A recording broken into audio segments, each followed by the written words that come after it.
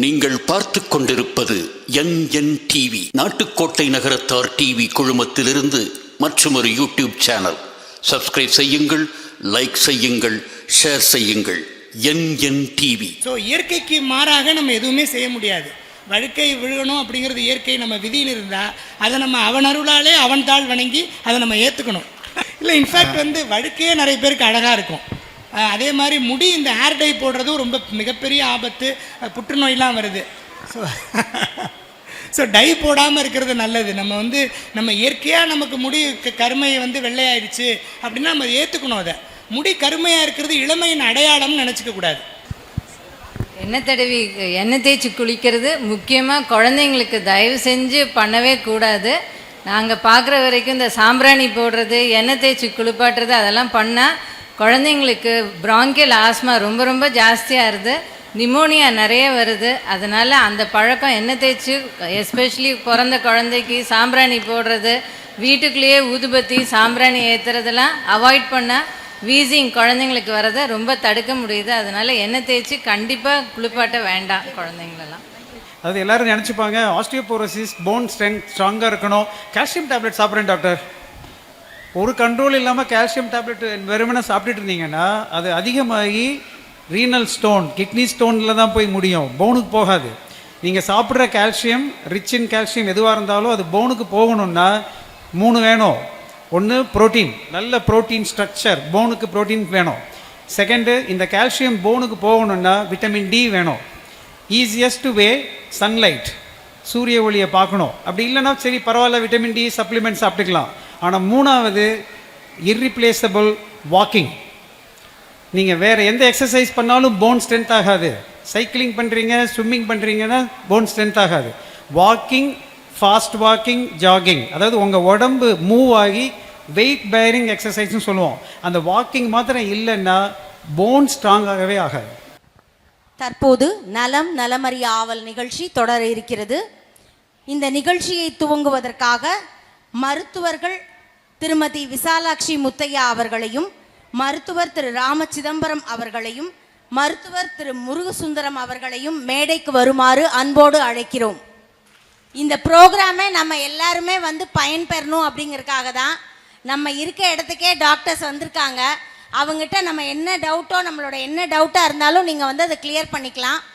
இப்போ இந்த நிகழ்ச்சியை தொகுத்து வழங்குறதுக்காக நம்ம பத்திரிகையாளர் அண்ணன் ராம மெய்யப்பன் அவர்களை மேடைக்கு வருமாறு அன்போடு அழைக்கிறோம். அனைவருக்கும் இனிய மாலை வணக்கம். இவர்களுக்கு சொந்த ஊர் நாச்சியாபுரம், இழுப்பக்குடி கோவிலை சேர்ந்தவர்கள். மகளிர் சிறப்பு மருத்துவர். மகளிர் சிறப்பு மருத்துவத்தில் 35 ஆண்டு காலம் அனுபவம் பெற்றவர்கள். இயக்குனர் SP முத்துராமன் அவர்களுடைய மகள், டாக்டர் முத்தையா அவர்களின் மனைவி டாக்டர் விசாலாட்சி முத்தையா அவர்களை அன்புடன் வருக வருக என வரவேற்பதில் பெரும் மகிழ்ச்சி அடைகிறோம். இவர்களுக்கு சொந்த ஊர் வலையைப்பட்டி, மாத்தூர் கோவிலை சேர்ந்தவர்கள். தோல் முடி நக சிறப்பு மருத்துவர். 27 ஆண்டுகள் அனுபவம் உள்ளவர்கள். அயல் நாடுகளில் இதற்காக சிறப்பு பயிற்சி பெற்றிருக்கிறார்கள். ரொம்ப மகிழ்ச்சியான விஷயம் என்னென்னா, எங்களுடைய உறுப்பினர், நகரத்தார் எழுத்தாளர்கள் அமைப்பினுடைய உறுப்பினர் அவங்க. தொடர்ந்து வார மாத இதழ்களில் நமக்கு முடி கொட்டுறது, நகைப்பிரச்சனை, தோல் சார்ந்த பிரச்சனைகள் குறித்து எழுதிட்டு வராங்க. மிக சிறந்த கவிஞரும் கூட. இன்றைக்கு காலையில் நடந்த நிகழ்ச்சியில் அவங்க கலந்துக்கிறதா இருந்தாங்க. வேறொரு நிகழ்வில் கலந்து கொண்டதுனால அவங்க காலையில் வர முடியல.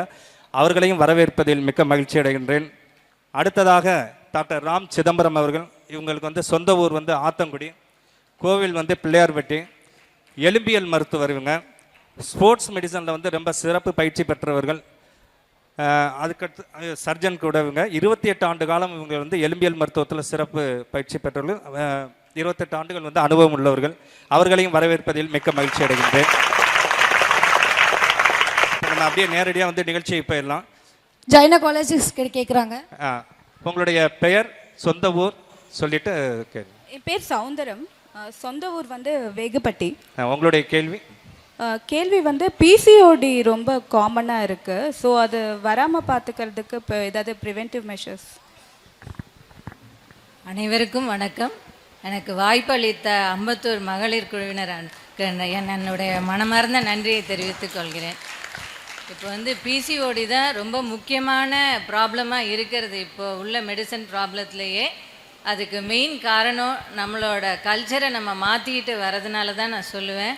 குழந்தையிலிருந்தே பிள்ளைங்க வந்து ரொம்ப உடல் பருமனாகவும் சாக்லேட் ஐஸ்கிரீம் சாப்பிட்டுட்டு எக்ஸசைஸ் இல்லாமல் பிள்ளைங்களை இந்த கிளாஸுக்கு போ அந்த கிளாஸுக்கு போன்னு சொல்கிறதும், வீட்டுக்கு வந்தால் நம்ம வேலையை விட்டுட்டு டிவி பாரு இல்லை மொபைலை கொடுத்து உட்கார வச்சு எந்த ஃபிசிக்கல் ஆக்டிவிட்டியும் இல்லாததுனால நம்ம உடம்புல சுரக்கிற ஹார்மோன்ஸ் வந்து ஃபுல்லாகவே பேலன்ஸ் மாறி போயிடுது.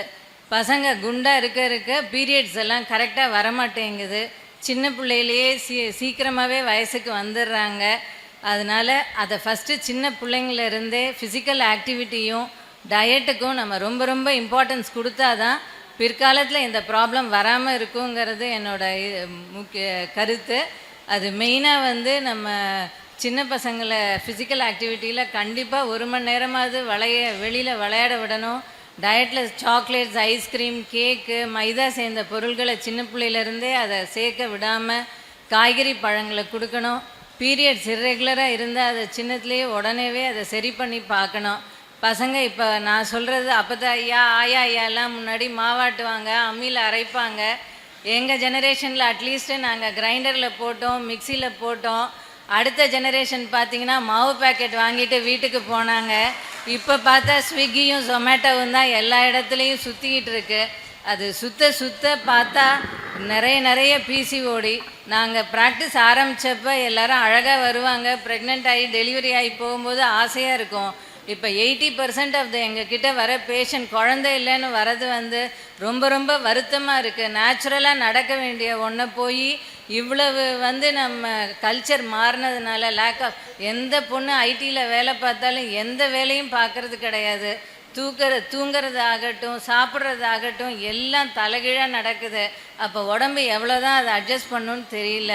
நீங்கள் எவ்வளோ தான் படிச்சிருந்தாலும் எவ்வளோ தான் வேலை பார்த்தாலும் ஃபிசிக்கல் ஆக்டிவிட்டிக்கும் டயட்டுக்கும் இம்பார்ட்டன்ஸ் கொடுங்க.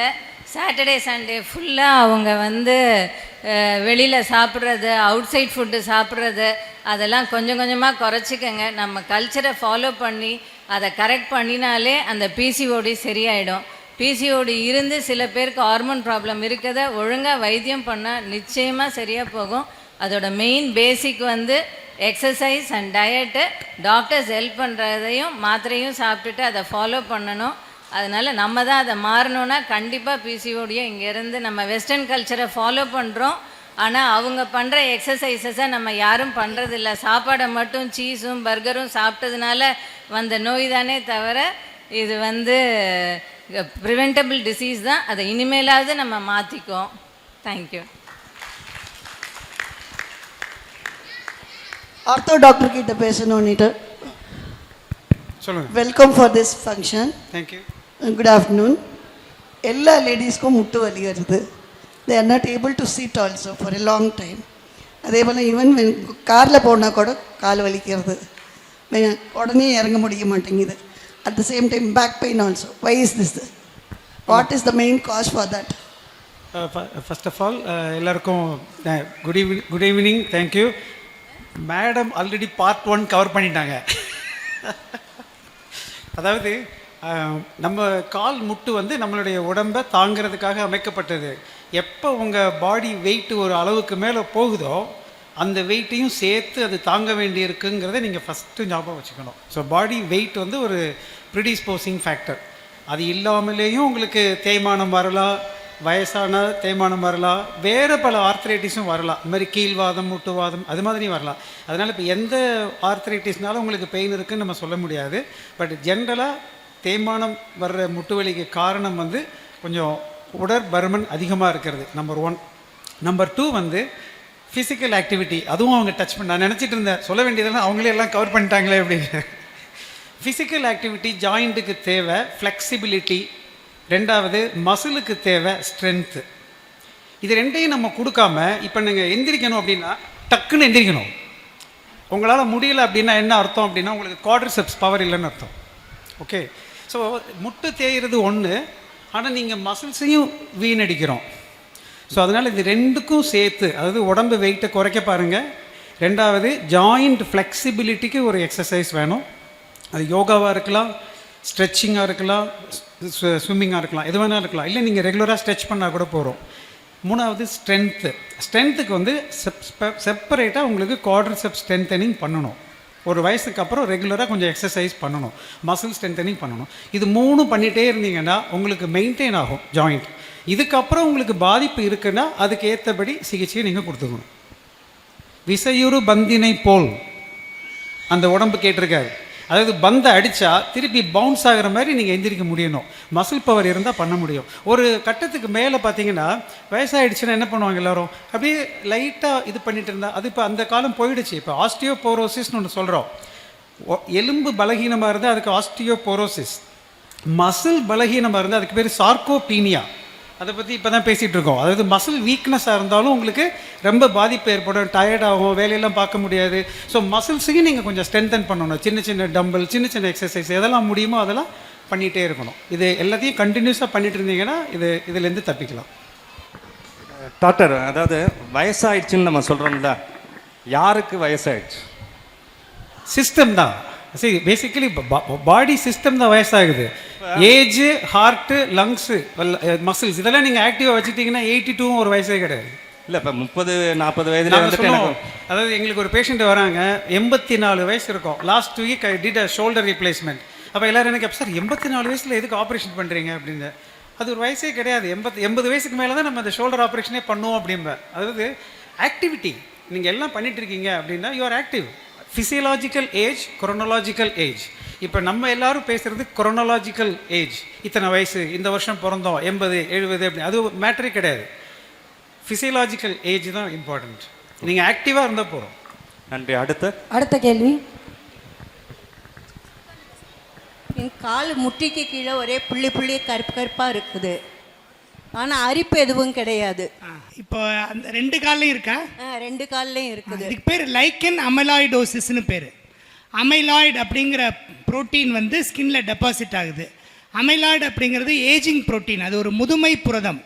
இப்போ நம்ம பிரெயினில் வந்து நமக்கு டிமென்ஷியா வருது இல்லை, நினைவழிவு நோய், அதில் வரக்கூடிய டெபாசிட்டும் அந்த அமைலாய்டு தான். ஆனால் அதே அமைலாய்டு தான் இங்கே ஸ்கின்லேயும் டெபாசிட் ஆகுது. ஆனால் இதுக்கு பேர் செகண்டரி அமைலாய்டோசிஸ்ன்னு பேர், அது பிரைமரி அமைலாய்டோசிஸ். ஸோ ஆனால் இப்போ இந்த காலில் இப்போ ஸ்கின்ல வந்து புள்ளியாக வர்ற லைக்கன் அமைலாய்டோசிஸ் வந்தவங்களுக்கெல்லாம் டிமென்ஷியா வருங்கிறது கிடையாது. இது வேறு, அது வேறு. இந்த அமைலாய்டோசிஸ் அப்படிங்கிறது ஏன் வருது அப்படின்னா, சில பேருக்கு ஜெனட்டிக்காக வரலாம். அந்த மாதிரி இருக்கிறவங்களுக்கு வந்து சுகர் இருக்கான்னு செக் பண்ணிக்கணும். ஆனால் நிறைய பேருக்கு வர்றதுக்கு காரணம் வந்து நம்ம குளிக்கும் போது ரொம்ப தேய்ச்சி குளிக்கிறது, நம்ம விரலை வச்சு நகத்தை வச்சு சுரண்டி குளிக்கிறது, ப்ரஷ் வச்சு தேய்ச்சி குளிக்கிறது, நார், இந்த தேங்காய் நார், பீர்க்கங்காய் தோல் இதெல்லாம் வச்சு தேய்ச்சி குளிக்கிறது, இந்த மாதிரி ஃப்ரிக்ஷனல் அமைலாய்டோசிஸ் அதுவும் ஒரு காரணம். அழுக்கு தேய்ச்சி குளித்தா தான் அழுக்கு போகும் அப்படின்லாம் நம்ம ஊர் பக்கம் ஒரு வழக்கு இருக்குது. அப்படிலாம் கிடையவே கிடையாது. நம்ம வந்து குளிக்கும்போது ரொம்ப தோல் வந்து ரொம்ப மென்மையான மிருதுவான ஒரு உறுப்பு. அதை வந்து நம்ம ரொம்ப தேய்ச்சி இப்படிலாம் அதை வந்து துன்புறுத்தக்கூடாது. ரொம்ப மென்மையாக நம்ம கையாளணும். சோப்பை கூட டைரெக்டாக தேய்க்காமல் சோப்பு நுரைய மட்டும்தான் தேய்ச்சி குளிக்கணும். அந்த சோப்பு நுரை கூட லிக்விட் சோப், அந்த பாடி வாஷ் இருக்கு இல்லையா, சோப்பு கட்டியை விட பாடி வாஷ் யூஸ் பண்ணுறது ரொம்ப நல்லது. ஸோ இந்த ஃப்ரிக்ஷனல் அமைலாய்டோசிஸ் தான் உங்களுக்கு மோஸ்ட்லி இருக்கும்னு நினைக்கிறேன் நான். கைனகாலஜிஸ்ட். யூட்ரஸ் கேன்சருக்கு இப்போது ப்ரிவெண்ட்டாக இன்ஜெக்ஷன் வந்திருக்குல்ல மேடம், அது எந்த ஏஜில் போட்டுக்கலாம், போட்டால் எந்த சைடு எஃபெக்ட்டும் வராமல் இருக்குமா? அது கர்ப்பப்பை வாய் கேன்சர் சர்விக்ஸ்க்காக இப்போ வேக்சின் வந்திருக்கு. அது வந்து 9 வயது குழந்தையிலேருந்து 46 வயது வரைக்கும் உள்ளவங்களுக்கு போடலாம். 9 வயசுலேருந்து 14 வயசில் இருக்க குழந்தைங்களுக்கு 2 டோஸ் போடணும். 0 மந்த்தும் 6 மந்த்ஸும் போடணும். 46 வயசு வரை இருக்கவங்களுக்கு 0 மந்த்து 2 மந்த்ஸ் 6 மந்த்ஸுக்கும் போடலாம். அதுக்கு பெரிய சைடு எஃபெக்ட்ஸ் எல்லாம் எதுவும் இல்லை. கர்ப்பப்பை வாய் கேன்சரை இப்போ ஆண் குழந்தைங்களுக்கும் பெண் குழந்தைங்களுக்கும் 14 வயசு வரைக்கும் போடலான்னு சொல்கிறாங்க. இப்போ ஃபாலோ பண்ணிக்கிட்டு தான் இருக்கோம் நாங்கள். வணக்கம் டாக்டர். வணக்கம். மரு இருக்கு இல்லையா, அது கொஞ்சம் சைஸ் பெருசாகிக்கிட்டே இருக்குது, அதை எப்படி என்ன பண்ணணும் அதுக்கு? இப்போ மருன்னு நம்ம பொதுப்படையாக சொல்கிறது வந்து பல ஸ்கின்னில் வரக்கூடிய பல பிரச்சனைகள் அது குறிக்கலாம். ஒன்று வந்து ஸ்கின் டேக், அதாவது நம்ம சாதாரண மரு சாஃப்டாக இருக்கும், அது வந்து சாஃப்ட் பேப்பிலோமான்னு சொல்லுவாங்க. அதை வந்து ரொம்ப பெருசாச்சு அப்படின்னா நம்ம லேசர் மூலமாக எடுக்கலாம், எலக்ட்ரோ சர்ஜரி எலக்ட்ரோ காட்ரி மூலமாக எடுக்கலாம். அதை வந்து எடுத்த தழும்பே தெரியாமல் எடுத்துடலாம். ஆனால் மருன்னு சொல்கிறது வந்து வைரல் வார்ட்டையும் நம்ம மருன்னு சொல்கிறோம். அந்த மரு வந்து வைரல் வார்ட்டா இல்லை ஸ்கின் டேகான்னு பார்க்கணும். வைரல் வார்ட்டாக இருந்தால் அதை இமிடியேட்டாக எடுத்துடணும். வைரல் வார்ட்டை வந்து லேசர் மூலமாகவோ எலக்ட்ரோ சர்ஜரி மூலமாகவோ எடுக்கக்கூடாது. அதை வந்து கிரையோதெரப்பி, லிக்விட் நைட்ரஜன் கிரையோதெரப்பின்னு ஒரு ட்ரீட்மெண்ட் இருக்குது. அது மூலமாக நம்ம ரிமூவ் பண்ணோம்னா அது மீண்டும் அந்த வைரல் வார்ட் உருவாகாமல் அது லோக்கல் எதிர்ப்பு சக்தி, அந்த இடத்துல ஒரு எதிர்ப்பு சக்தியை அது உருவாக்குது. ஸோ அதனால் அந்த மருன்னு நம்ம சொல்கிற ஒரு பொதுப்படையான விஷயம் வந்து எந்த வகையான மரு அப்படின்னு ஒரு தோல் மருத்துவரை நீங்கள் ஆலோசித்து அதுக்கு தகுந்த சிகிச்சை முறையை எடுத்துக்கலாம்.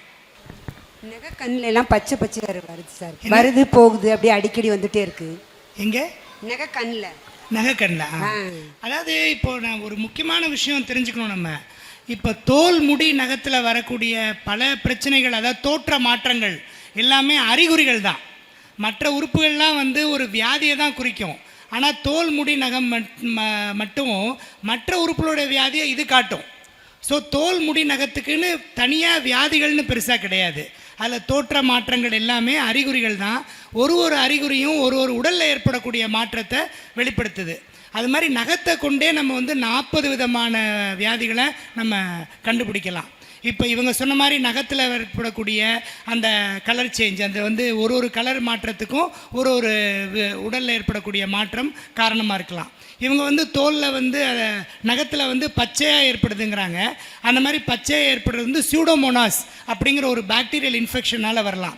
நம்ம இப்போ விளக்கி கழுவுறோம் இல்லையா, அப்போ அந்த ஈரமெல்லாம் அப்படியே இருக்கும்போது அந்த ஈரத்தில் வந்து ஃபங்கஸ், அது மேலே பாக்டீரியா இதெல்லாம் வளரும்போது நகத்தில் வந்து பச்சையாக நகத்தினுடைய ஓரத்தில் அந்த மாதிரி வரலாம்.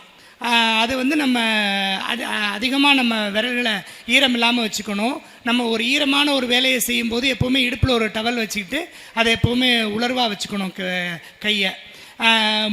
கூடுமான வரைக்கும் ஈரமான வேலைகள் செய்யும்போது க்ளவுஸ் உபயோகிக்கிறது ரொம்ப நல்லது, கையுறைகள் உபயோகிக்கிறது ரொம்ப நல்லது. நம்ம ஊரில் வந்து எப்படின்னா, நம்ம இந்தியா முழுக்கவே பெண்கள் வந்து, அதுவும் நம்ம பக்கத்தில் பெண்கள் வந்து எல்லா வேலையும் செய்வாங்க அவங்களே. ஆனால் அதற்கான பாதுகாப்பு ஏற்பாடுகள் எதுவுமே செய்கிறதில்ல.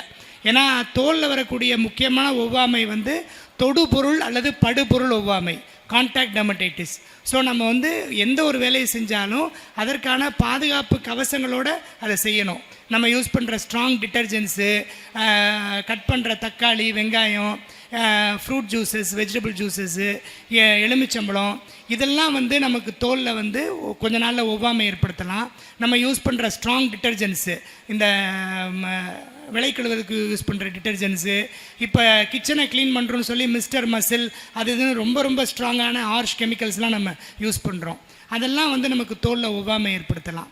இதெல்லாம் தான் வந்து நம்ம தோலில் மாற்றங்களை ஏற்படுத்துது, பெரும்பாலும் பெண்களுக்கு.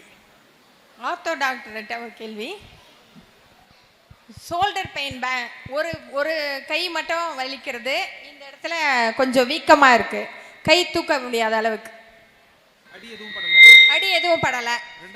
ரெண்டாவது கொஸ்டின் நம்ம கேட்போம், சுகர் இருக்கான்னு கேட்போம். சுகர் இல்லை. Okay, right. அதாவது இப்போ தான் என்னோட ஸ்பெஷலைசேஷனுக்கு வந்துட்டீங்க. ஷோல்டர், எல்போ, ஹேண்ட் என்னோட ஸ்பெஷலிஸ்ட் ஏரியா. தோள்பட்டை இறுக்கம் அண்ட் வலி வித்தவுட் எனி ப்ராப்ளம், அதாவது அடிப்படாமல் இருக்கிறதுக்கு ஒரு காரணம், மெயின் காரணம் வந்து ஃப்ரோசன் ஷோல்டர்னு சொல்லுவோம். ஒரு 40 to 50 வயசு ஆகும்போது தோள்பட்டை வந்து அந்த ஜவ்வு இறுகி போகிறதுனால வர்ற கண்டிஷன், இதுக்கு பேர் ஃப்ரோசன் ஷோல்டர். ஆக்சுவலாக இது வந்து கை தூக்க முடியாமல் இருக்கும், பின்னாடி கொண்டு போக முடியாது, ஃபஸ்ட்டு வலி அதிகமாக இருக்கும், அதுக்கப்புறம் இறுக்கம் இருக்கும், அதுக்கப்புறம் தன்னால் அது மெதுவாக குறையும். சில சமயம் 6 மாதம், சில சமயம் 1 வருஷம் ஆகலாம். சுகர் இருக்கிறவங்களுக்கு, டயபெட்டிஸ் இருக்கிறவங்களுக்கு இது அதிகமாக பாதிக்கும், இதோட எஃபெக்ட் கூட இருக்கும். ஸோ இதை பொறுத்த வரைக்கும் நம்ம என்ன பண்ணுவோம் அப்படின்னா, அடிபட்டிருக்கா அந்த மாதிரி எக்ஸாமின் பண்ணி பரிசோதித்து பார்ப்போம். அந்த மாதிரி வீக்னஸோ மசில் டேரும் சில சமயம் இருக்கலாம், அது இருக்கான்னு சொல்லி பரிசோதித்து பார்த்துட்டு எக்ஸ்ரே எடுப்போம். எக்ஸ்ரே நார்மலாக இருக்கணும், வேறு எதுவும் ஆர்த்தரைட்டிஸோ தேய்மானம் இருந்தாலும் வலி வரலாம். அதாவது வலிக்கு பல காரணங்கள் இருக்கலாம், அதையெல்லாம் எக்ஸ்க்ளூட் பண்ணிட்டா வர்ற கண்டிஷன் தான் ஃப்ரோசன் ஷோல்டர். இதுக்கு ட்ரீட்மெண்ட்டு ஆப்ரேஷன் கிடையாது. ஓகே, அதான் மெயின் கீ பாயிண்ட். ஓகே, அவசரப்பட்டு உடனே போய் ஜம்ப் பண்ணி எம்ஆர்ஐ ஸ்கேன் பண்ணி ஆப்ரேஷன் பண்ணிடாதீங்க. மெயின் ஃபஸ்ட்டு வந்து physiotherapy, exercise, medications, pain control. பெயினை கண்ட்ரோல் பண்ணணும். அதுக்குள்ளே தெரப்பியூட்டிக் மொடாலிட்டி நிறைய இருக்குது. அதாவது ஃபிசியோதெரப்பின்னா ஹீட் வைக்கிறது, ஐஎஃப்டி அந்த மாதிரி தான் சிலது தெரியும். பட் அதிலே நிறைய மாடர்ன் தெரப்பிஸ் இருக்குது. Shock wave therapy, mobilisation therapy, injection therapy நிறைய இருக்குது. அது மாதிரி கொடுத்து பெயினை கண்ட்ரோல் பண்ணிவிட்டு எவ்வளோ முடியுமோ அவ்வளோக்கு எக்ஸசைஸ் பண்ணி கை தூக்கணும். இது வராமல் இருக்கிறதுக்கும் நம்ம பண்ணணும். அதாவது ஒருத்தங்களுக்கு டயபெட்டிஸ் இருக்குது, இல்லைன்னா இப்போ ஐடியில் work, desk job based work அப்படின்னா தோள்பட்டை ஜாயிண்ட் வந்து நம்ம ஃபுல்லாக அசைக்க மாட்டோம். நம்ம எந்த உடம்புல உள்ள எந்த ஜாயிண்ட்டை பொறுத்த வரைக்கும் இதுக்கு ஒரு வித்தியாசம் இருக்குது. ஹிப்பு ஜாயிண்ட்டும் நீ ஜாயிண்ட்டை பொறுத்த வரைக்கும் ஒரு குறிப்பிட்ட அளவு தான் மூமெண்ட் இருக்கும். பட் தோள்பட்டை ஜாயிண்ட் மாத்திரம் பார்த்தீங்கன்னா சைடில் 360 டிகிரிஸ், இந்த மாதிரி 360 டிகிரிஸ், இப்படியும் 360 டிகிரி, 180 டிகிரிஸ். ஸோ இந்த அளவுக்கு ரொட்டேட் பண்ணக்கூடிய ஒரு பால். அதனால் அது ஸ்டிஃப் ஆகிடுச்சுன்னா உங்களுக்கு ப்ராப்ளம் நிறைய இருக்கும். ஸோ நீங்கள் இப்போ உங்கள் ரெகுலர் ஜாபில் நீங்கள் என்ன பண்ணணுன்னா கை அப்பப்போ ஸ்ட்ரெச் பண்ணணும்.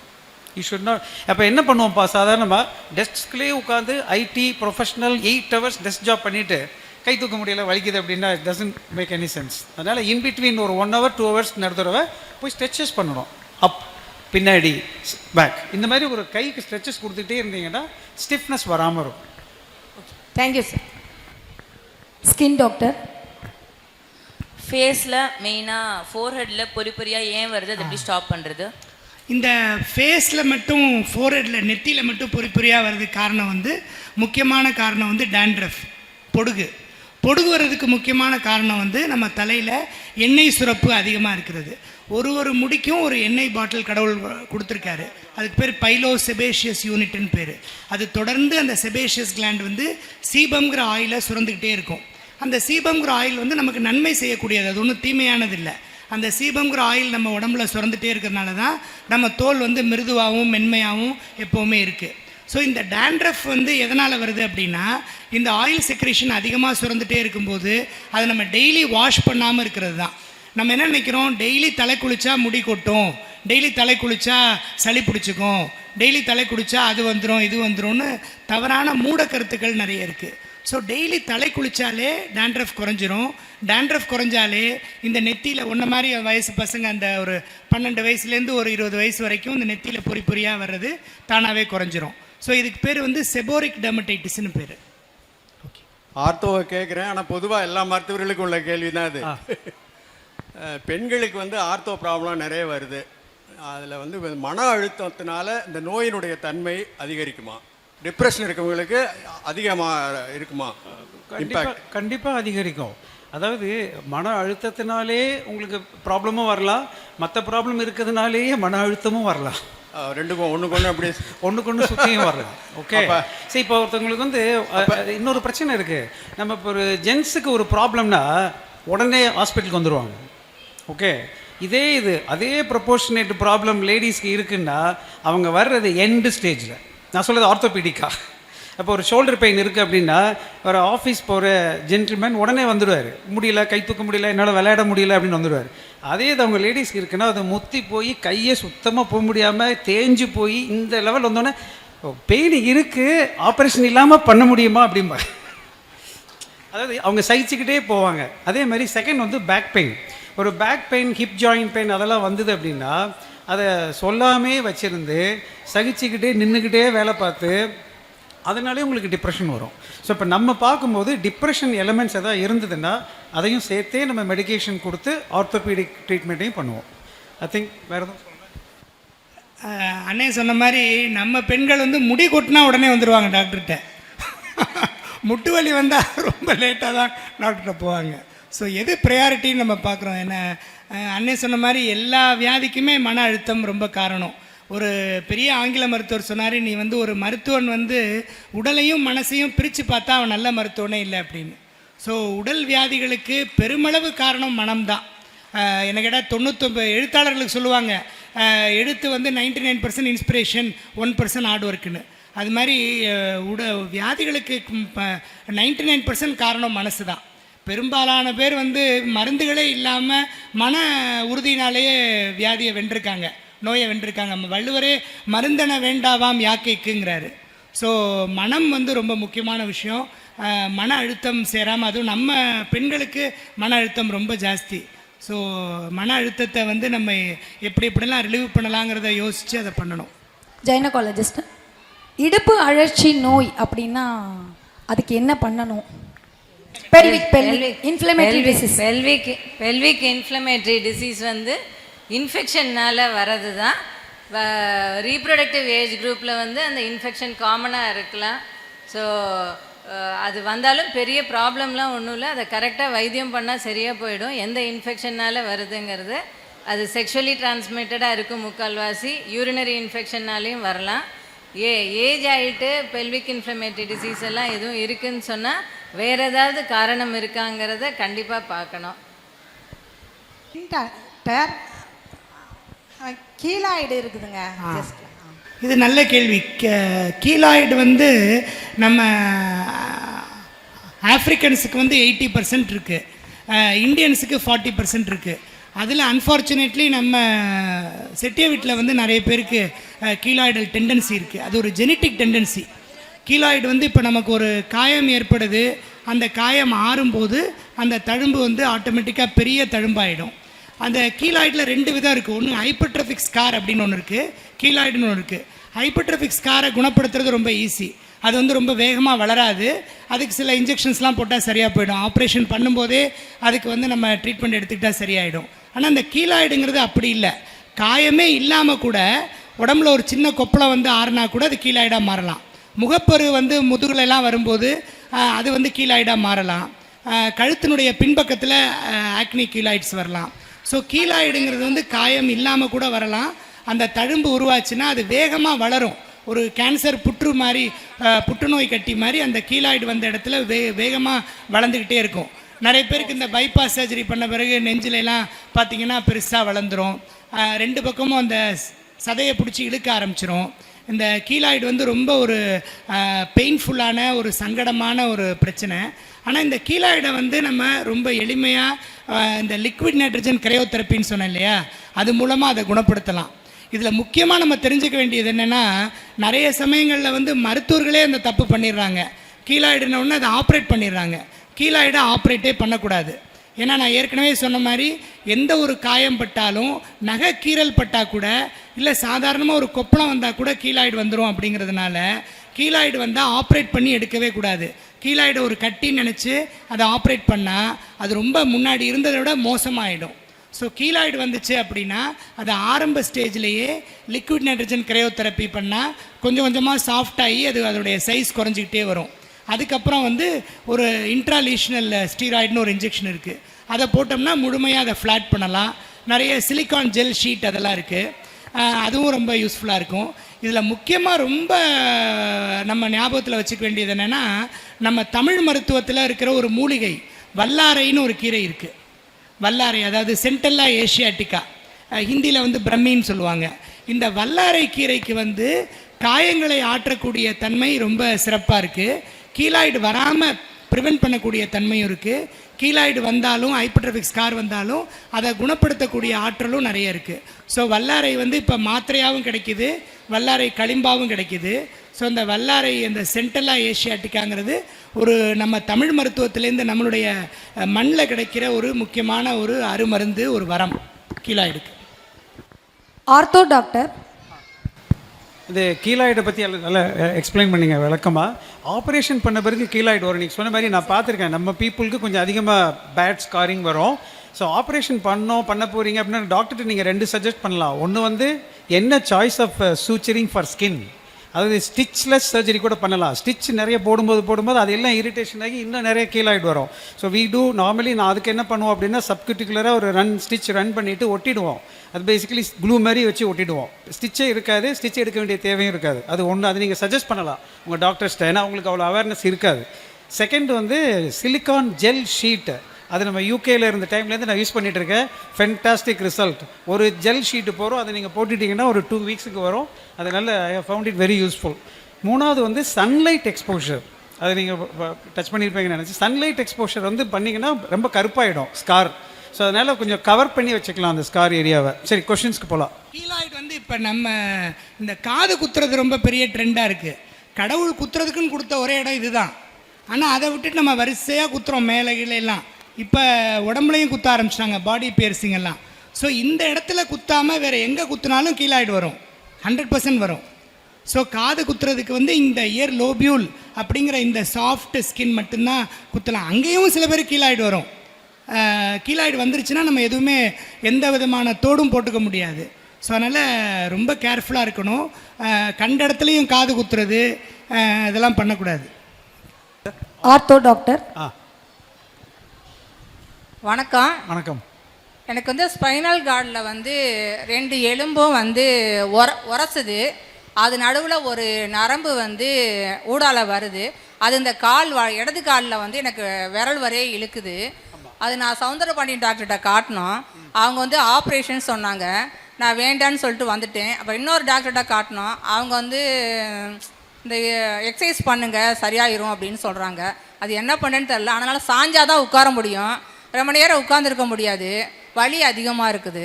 அதுக்கு என்ன பண்ணுறது? இது ரொம்ப காமன் ஸ்டோரி. பேக் பெயின் வராத பர்சனே யாரும் கிடையாது. ஓகே, எல்லாருக்கும் வரும். இப்போ உங்களுக்கு இருக்கு, நீங்கள் சொல்கிற டிஸ்கிரிப்ஷன் ரொம்ப clear. It's a lumbar intervertebral disc prolapse. அதாவது நம்ம முதுகு தண்டு வந்து சின்ன சின்ன கட்டமாக இருக்கும், எலும்பு வெட்டிபரா. அதுக்கு நடுவில் இருக்கிறதுக்கு பேர் disk, rubber shaped cushion, shock absorber மாதிரி. அதுக்கு பின்னாடி போகிறது ஸ்பைனல் கார்ட் நரம்பு. ஸோ இந்த டிஸ்க்கு வந்து பிதுங்கி பின்னாடி வரும்போது ஸ்பைனல் கார்டை அழுத்துனா பேக் பெயின், வெளிவர்ற நரம்பை அழுத்துனா ஷயாட்டிக்கா லெக் பெயின். அது இந்த மாதிரி பேக் பெயின், லெக் பெயின், முடியல உட்கார முடியல அப்படிங்கிற ஸ்டேஜில் வந்து சாதாரணமாக நம்ம ஆப்ரேஷனை சஜஸ்ட் பண்ண மாட்டோம். ஏன்னா லாங் டேர்மில் ஆப்ரேஷனுக்கும் ஆப்ரேஷன் இல்லாத ட்ரீட்மெண்ட்டுக்கும் ரொம்ப வித்தியாசம் கிடையாது. எப்போ ஆப்ரேஷன் அப்படின்னா, இந்த தீராமல் இந்த வலி இருந்துக்கிட்டே இருக்குது, இல்லை இந்த நரம்பு அழுத்திக்கிட்டே இருக்குது. சில சமயம் நரம்பு ரொம்ப அழுத்தும் போது உங்களுக்கு பவல் பிளாடர் ப்ராப்ளம் வரும். அதாவது யூரின் போகிறது கண்ட்ரோல் இல்லாமல் இருக்குது, மோஷன் போகிறது ப்ராப்ளம், பலக்குறைவு, வீக்னஸ், இந்த மாதிரிலாம் நர்வ் ப்ராப்ளம் வந்துச்சு அப்படின்னா நம்ம ஆப்ரேஷன் பண்ணணும்.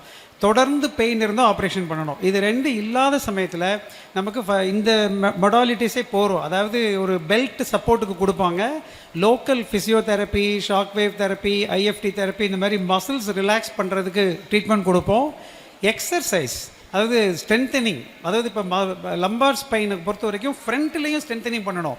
இப்போ மெயின் ப்ராப்ளம் நம்ம ஊரில் எல்லாருக்கும் பேக் பெயின் வர்றதுக்கு காரணம் முன்னாடி ட்ரங்கல் ஒபிசிட்டி, தொந்தி இல்லாட்டி தொப்பைன்னு சொல்கிறோமா இல்லையா, அது வர வர உங்களுக்கு லம்பார் ஸ்பைன் அப்படியே ட்ராக் ஆகிட்டே போயிட்டே இருக்கும், பெண்ட் ஆக ஆரம்பிக்கும், அன்ஈக்குவல் ப்ரெஷர் வரும், டிஸ்க் பல்ஜ் ஆகும், நர்வ் கம்ப்ரஸ் ஆகும். ஸோ இந்த சைக்கிளை ஸ்டாப் பண்ணணும்னா அப்டாமினல் மசில் வால் ஸ்ட்ரென்தன் பண்ணணும், தொப்பையை குறைக்கணும்.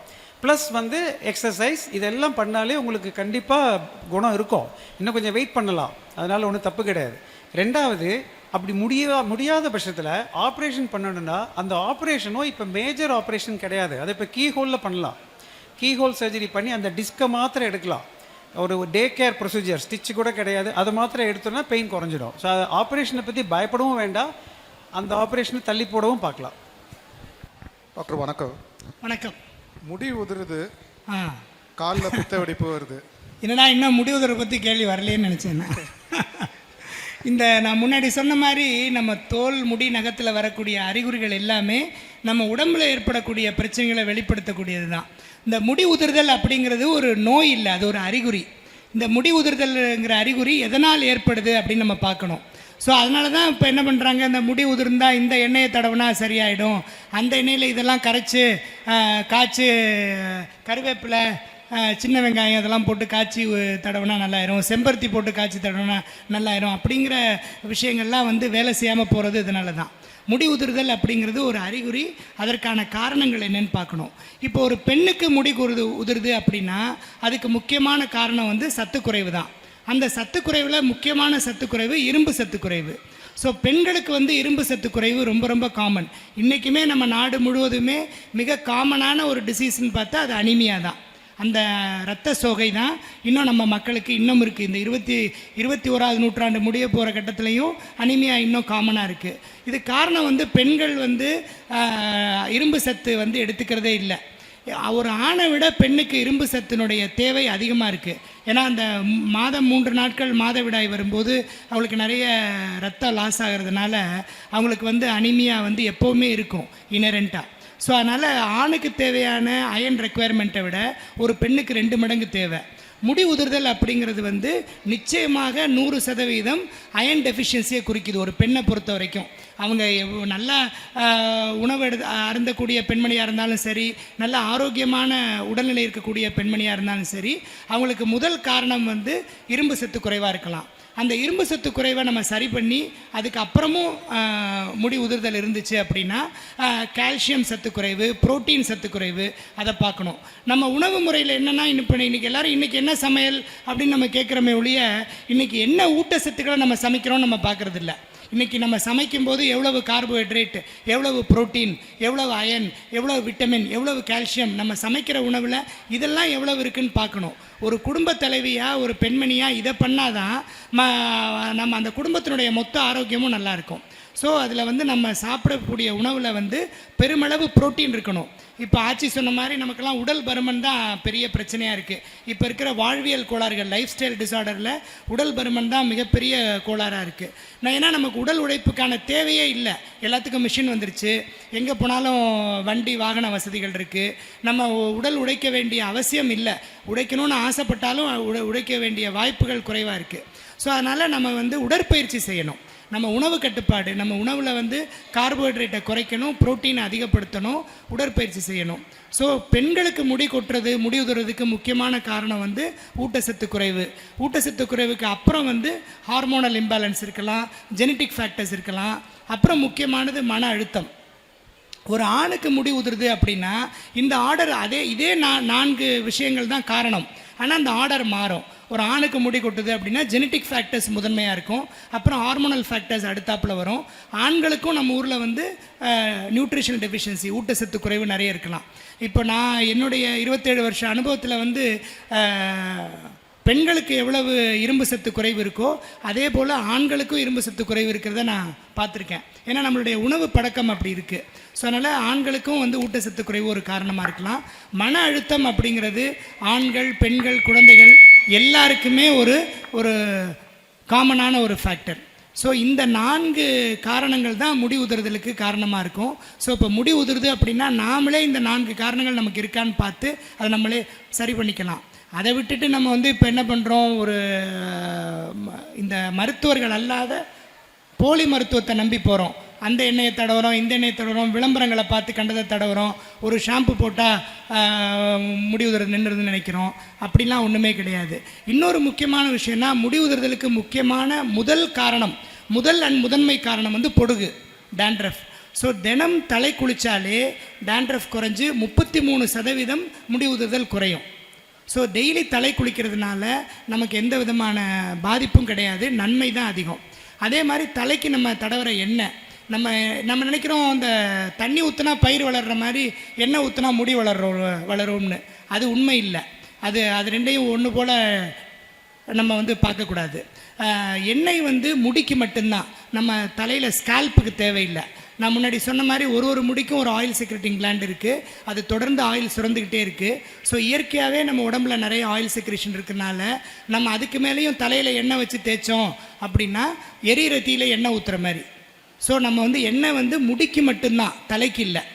தலைக்கு வந்து நம்ம உடம்புல உள்ளே இருக்கிற ஊட்டச்சத்து தான் முடி வளர வைக்குது. ஸோ இந்த பாயிண்ட்டை நம்ம நல்லா புரிஞ்சுக்கணும். முடி உதிர்ந்தோன்னா உடனே நம்ம ஒரு எண்ணெயை வாங்கி தடவ ஆரம்பிச்சிடுறோம். அது வந்து தவறான ஒரு கருத்து. அது மேம் ஒரு நிமிஷம் மேம், 19 வயசு தான் ஆகுது என் மகளுக்கு. ஆனால் மாதவிடாய் ஆகும்போது 2 தவணை போகிறா, அடிவயிறு ரொம்ப வலிக்குதுன்னு அந்த ஒயிட்னஸ் படுதுன்றா. அதனால என்ன பண்ணுறதுன்னு தெரியல. பீரியட்ஸ் வந்து கரெக்டாக ரெகுலராக 30 டேஸில் வரலன்னு சொன்னால் சில தடவை அடலசன்ட் ஏஜில் ஆரம்பிக்கும் போது அந்த மாதிரி இருக்கலாம். ஊட்டச்சத்து கம்மினாலே அயன் டிஃபிஷியன்சி, கால்சியம் டிஃபிஷியன்சினால இருக்கலாம். மெயினாக இப்போ வந்து தைராய்டு ப்ராப்ளம் வந்து நிறைய இருக்குது. ஸோ இப்போ பிள்ளைங்களுக்கு வந்து இர்ரெகுலர் பீரியட்ஸ் இருந்தால் தைராய்டை முதல்ல டெஸ்ட் பண்ணி பார்க்கணும். ஸ்கேன் பண்ணியும் எண்டோமெட்ரியோசிஸ்ன்னு ஒரு கண்டிஷன் இருக்கிறது, கர்ப்பப்பை வீக்கமாகிறது, அது இருந்தால் தான் பயங்கரமாக வயிறு வலிக்கும் பீரியட் டயத்தில். அதையும் மாத்திரையில் சரி பண்ணிடலாம். அது ஸ்கேன் தைராய்டெலாம் பண்ணி சத்து மருந்தும் கொடுத்து ஃபிசிக்கல் ஆக்டிவிட்டி டயட்டையும் பார்த்தோன்னா சரி பண்ணிடலாங்க. அது அம்மாவுக்கு ஒயிட் முடி இருந்தால் பிள்ளைகளுக்கும் இருக்குமா மேம்? அது ஜெனட்டிக்காக வரலாம். தேங்க்ஸ். ஆட்சி சொன்ன மாதிரி நம்ம நகரத்தார் பெண்களுக்கு வந்து தைராய்டு டெஃபிஷியன்சி நிறைய இருக்குது. ஹைப்போதைராய்டிசம் வந்து நகரத்தார் மகளிருக்கு நிறைய இருக்குது. அதனாலேயும் இந்த ஆட்சி சொன்ன பிரச்சனைகள், இந்த மாதவிடாய் பிரச்சனைகள் வரலாம். முடி உதுதலுக்கும் நம்ம நகரத்தார் மகளிர்கிட்ட வந்து தைராய்டு டெஃபிஷியன்சி ஒரு காரணமாக இருக்கலாம். ப்ரோட்டீன் டிஃபிஷியன்சி ரொம்ப காமன். அந்த இதை எலும்பு நலனை பொறுத்த வரைக்கும் அதுவும் முக்கியம். அது எல்லோரும் நினச்சிப்பாங்க ஆஸ்டியோபோரோசிஸ், போன் ஸ்ட்ரென்த் ஸ்ட்ராங்காக இருக்கணும், கால்சியம் டேப்லெட் சாப்பிட்றேன் டாக்டர். ஒரு கண்ட்ரோல் இல்லாமல் கால்சியம் டேப்லெட் வெறுமனே சாப்பிட்டுட்டு இருந்தீங்கன்னா அது அதிகமாகி ரீனல் ஸ்டோன், கிட்னி ஸ்டோனில் தான் போய் முடியும், போனுக்கு போகாது. நீங்கள் சாப்பிட்ற கால்சியம், ரிச் இன் கால்சியம் எதுவாக இருந்தாலும் அது போனுக்கு போகணுன்னா 3 வேணும். ஒன்று புரோட்டீன், நல்ல புரோட்டீன் ஸ்ட்ரக்சர், போனுக்கு புரோட்டீன் வேணும். செகண்டு, இந்த கால்சியம் போனுக்கு போகணுன்னா விட்டமின் டி வேணும். ஈஸியஸ்ட் வே சன்லைட், சூரிய ஒளியை பார்க்கணும். அப்படி இல்லைன்னா சரி பரவாயில்ல, விட்டமின் டி சப்ளிமெண்ட் சாப்பிட்டுக்கலாம். ஆனால் 3வது இர்ரிப்ளேசபிள் வாக்கிங். நீங்கள் வேறு எந்த எக்ஸசைஸ் பண்ணாலும் போன் ஸ்ட்ரென்த் ஆகாது. சைக்கிளிங் பண்ணுறீங்க, ஸ்விம்மிங் பண்ணுறீங்கன்னா போன் ஸ்ட்ரென்த் ஆகாது. வாக்கிங், ஃபாஸ்ட் வாக்கிங், ஜாகிங், அதாவது உங்கள் உடம்பு மூவ் ஆகி வெயிட் பேரிங் எக்ஸசைஸ்னு சொல்லுவோம். அந்த வாக்கிங் மாத்திரம் இல்லைன்னா போன் ஸ்ட்ராங் ஆகவே ஆகாது. ஸோ இதை மாத்திரம் ஞாபகம் வச்சுங்க. Protein, sunlight, vitamin D, calcium, but walking.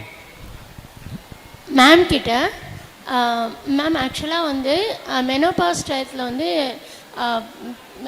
டாக்டர்கிட்ட காமிக்கும் போது அவங்க வந்து நீர்க்கட்டி இருக்குது, ஸோ அதை வந்து எடுக்கணும், ஸோ யூட்ரஸும் சேர்த்து எடுத்துடலாம் அப்படிங்கிறாங்க. பட் அது திருப்பி இன்னொரு இது கேட்கும்போது வந்து நீர்க்கட்டியால் எதுவும் பிரச்சனை இருக்கா அப்படின்னு கேட்குறாங்க. ஸோ இது வந்து கண்டிப்பாக யூட்ரஸ் எடுத்தாகணுமா, இல்லை நீர்க்கட்டினால எதுவும் ப்ராப்ளம் இல்லைனாக்க அது அப்படியே இது பண்ணிக்கலாமா, மெனோபாஸில் குறைஞ்சிருமா, அது ஒரு கொஸ்டின்னு. 2வது வந்து தைராய்டு எந்த அளவுக்கு வந்து நம்ம ரெகுலர் லைஃப்பை பாதிக்குது, இது 2 மாத்திரம். தைராய்டு வந்து இப்போ நிறைய 80% ஆஃப் த பீப்புளுக்கு இப்போ வந்து தைராய்டு இருக்குது. தைராய்டு அளவு கம்மியாக இருக்குது. அதை தைராய்டு வந்து மாத்திரை போட்டு எவ்ரி 3 months பிளட் டெஸ்ட் பண்ணி பார்த்துக்கணும். தைராய்டுக்கு வந்து காலிஃப்ளவர், ப்ரொக்கோலி, கோஸ் அந்த மாதிரி காய்கறிகள் வந்து கொஞ்சம் அவாய்ட் பண்ணிவிட்டு அயடைஸ்டு சால்ட், இப்போ கவர்மெண்ட்டே எல்லா சால்ட்டுமே அயடைஸ்டு சால்ட்டாக தான் வருது, அதை யூஸ் பண்ணணும். மெனோபாஸ் சிம்டம் வந்து நம்ம லேடிஸ் வந்து அதுவும் நகரத்தார் வீட்டில் வந்து யாருக்கு மாதவிடாய் தொந்தரவு வந்தாலுமே இது வந்து தூரம் நிற்க போகிற வயசு, அது சரியாக போயிடும் அப்படின்னு போஸ்ட்போன் பண்ணுறதுனாலேயே இப்போ கேன்சர் ரேட் வந்து அதிகமாக இருக்குது, எண்டோமெட்ரியல் கேன்சர் பார்த்தா.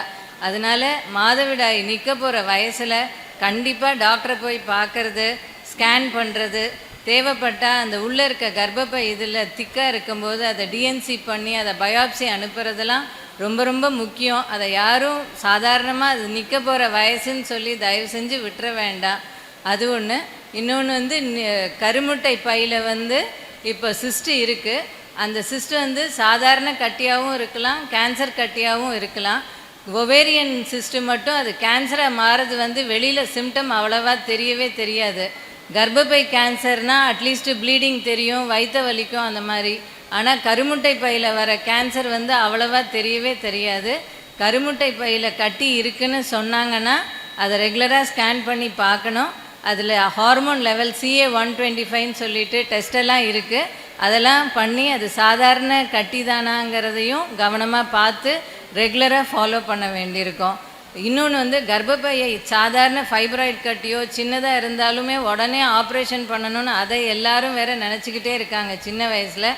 கர்ப்பப்பை இருந்ததுன்னா மூட்டு வலிக்கும் சரி, ஹார்ட்டுக்கும் சரி ரொம்ப நல்லது. தேவையில்லாமல் யாரும் கர்ப்பப்பை ஆப்ரேஷனை பண்ணணும்னு நினைக்க வேண்டாம். வயசாயிட்டு கர்ப்பப்பை ஆப்ரேஷன் பண்ணும்போது முட்டைப்பையும் சேர்த்து தான் மெனோபாசல் ஏஜ் வந்தால் எடுத்துருவோம். ஏன்னா பின்னாடி அதில் கட்டி வந்ததுன்னா அதில் ஏதாவது ப்ராப்ளம் வருமா, திருப்பி ரீஆப்ரேட் பண்ணணுமாங்கிறது. இன்னொன்று மெனோபாசல் ஏஜுக்கு அப்புறம் அந்த ஓவரிஸ்க்கு அவ்வளவா வேலை கிடையாது. அதனால கர்ப்பப்பை எடுக்கும்போது முட்டைப்பையும் வயசாயிடுச்சு 50 வயசுக்கு மேலே இருந்ததுன்னா கண்டிப்பாக எடுக்கிறது தான் பெட்டர். இந்த முடிவு தர்றதை பற்றி ரொம்ப அழகாக சொன்னீங்க. நகரத்தார்களுக்கு மட்டும் ஏன் இந்த வழுக்கை வருது? நகரத்தார்களுக்கு மட்டும் இல்லை, நாட்டில் எல்லாருக்கும், உலகத்தில் எல்லாருக்கும் இல்லை. அதிகபட்சமாக நகரத்தார்களுக்கு பிராண்டிங் ஆகிடுது. அதாவது இந்த ஆண்களுக்கு வர்ற வழுக்கை மாதிரியே பெண்களுக்கும் வழுக்கை விடலாம். இப்போ வழுக்கை விடுகிறது எல்லாருக்கும் இயற்கை. வழுக்கையை வந்து யாரும் வழுக்கையை குணப்படுத்துகிறேன்னு சொன்னால் அவங்க உங்களை பட்டப்பகலில் ஏமாத்துறாங்கன்னு அர்த்தம். வழுக்க மண்டையில் முடி வளர வைக்கிறதுங்கிறது கஷ்டம், முடியவும் முடியாது. ஆனால் வழுக்கையை நம்ம தள்ளி போடலாம். இப்போ நம்ம ஏன் வழுக்கையில் முடி வளராது, அப்புறம் ஏன் நீங்கள் முடி உதுறதுக்கு ட்ரீட்மெண்ட்லாம் பண்ணுறீங்க அப்படின்னு கேட்கலாம்.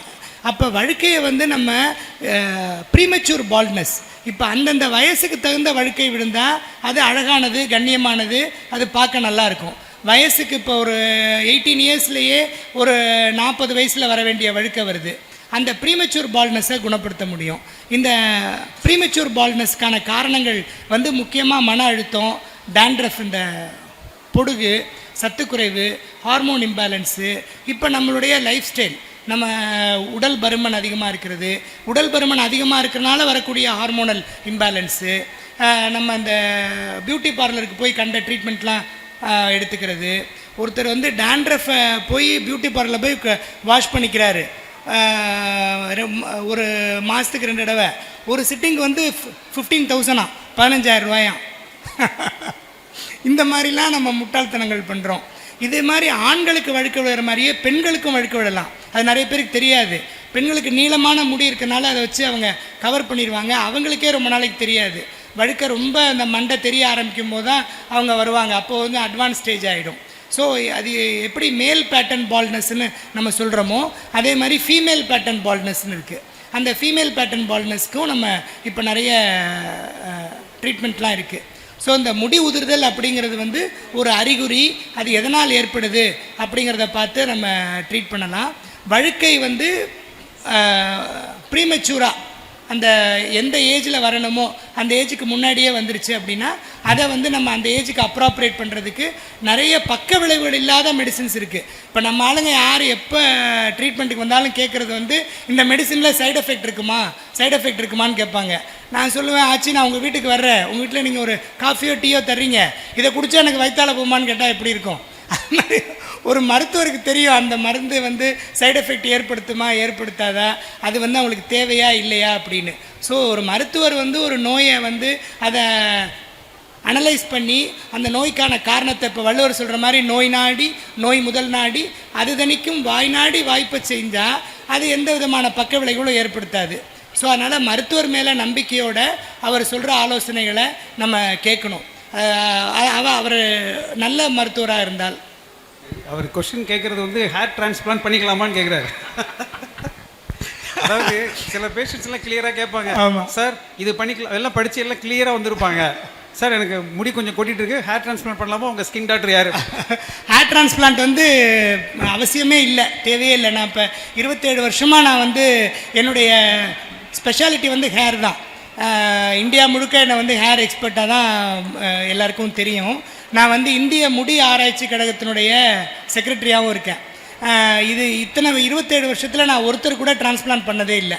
எல்லாரையுமே மெடிக்கல் ட்ரீட்மெண்ட்டில் தான் நான் வந்து சக்ஸஸ்ஃபுல்லாக ட்ரீட் பண்ணியிருக்கேன். இந்த டிரான்ஸ்பிளான்ட்டுங்கிறது அவசியமே இல்லை. டிரான்ஸ்பிளான்ட்டுடைய கான்செப்ட் என்னென்னா, இந்த பின்னாடி இருக்கிற முடி வந்து அதை எடுத்து முன்னாடி வைக்கும்போது அது கொட்டாது.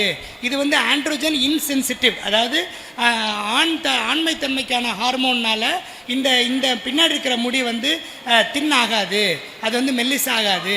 அதனால் அந்த பின்னாடி இருக்கிற முடி எடுத்து முன்னாடி வச்சா அது வந்து நல்லாயிருக்கும் அப்படிங்கிறதான் ஒரு ஓல்டு கான்செப்டாக தான் தாட்டு. ஆனால் இப்போ அப்படி இல்லை. பின்னாடி இருக்கிற முடி எடுத்து முன்னாடி வச்சாலும் அது இங்கே இருக்கக்கூடிய தன்மையை அது அடைஞ்சிருது கொஞ்ச நாளில், அந்த முடியும் உதிர்ந்துருது. ஸோ இயற்கைக்கு மாறாக நம்ம எதுவுமே செய்ய முடியாது. வழுக்கை விழுகணும் அப்படிங்கிறது இயற்கை, நம்ம விதின்னு இருந்தால் அதை நம்ம அவன் அருளாலே அவன் தாழ் வணங்கி அதை நம்ம ஏற்றுக்கணும். இல்லை, இன்ஃபேக்ட் வந்து வழுக்கையே நிறைய பேருக்கு அழகாக இருக்கும். அதே மாதிரி முடி இந்த ஹேர் டை போடுறதும் ரொம்ப மிகப்பெரிய ஆபத்து, புற்றுநோயெலாம் வருது. ஸோ டை போடாமல் இருக்கிறது நல்லது.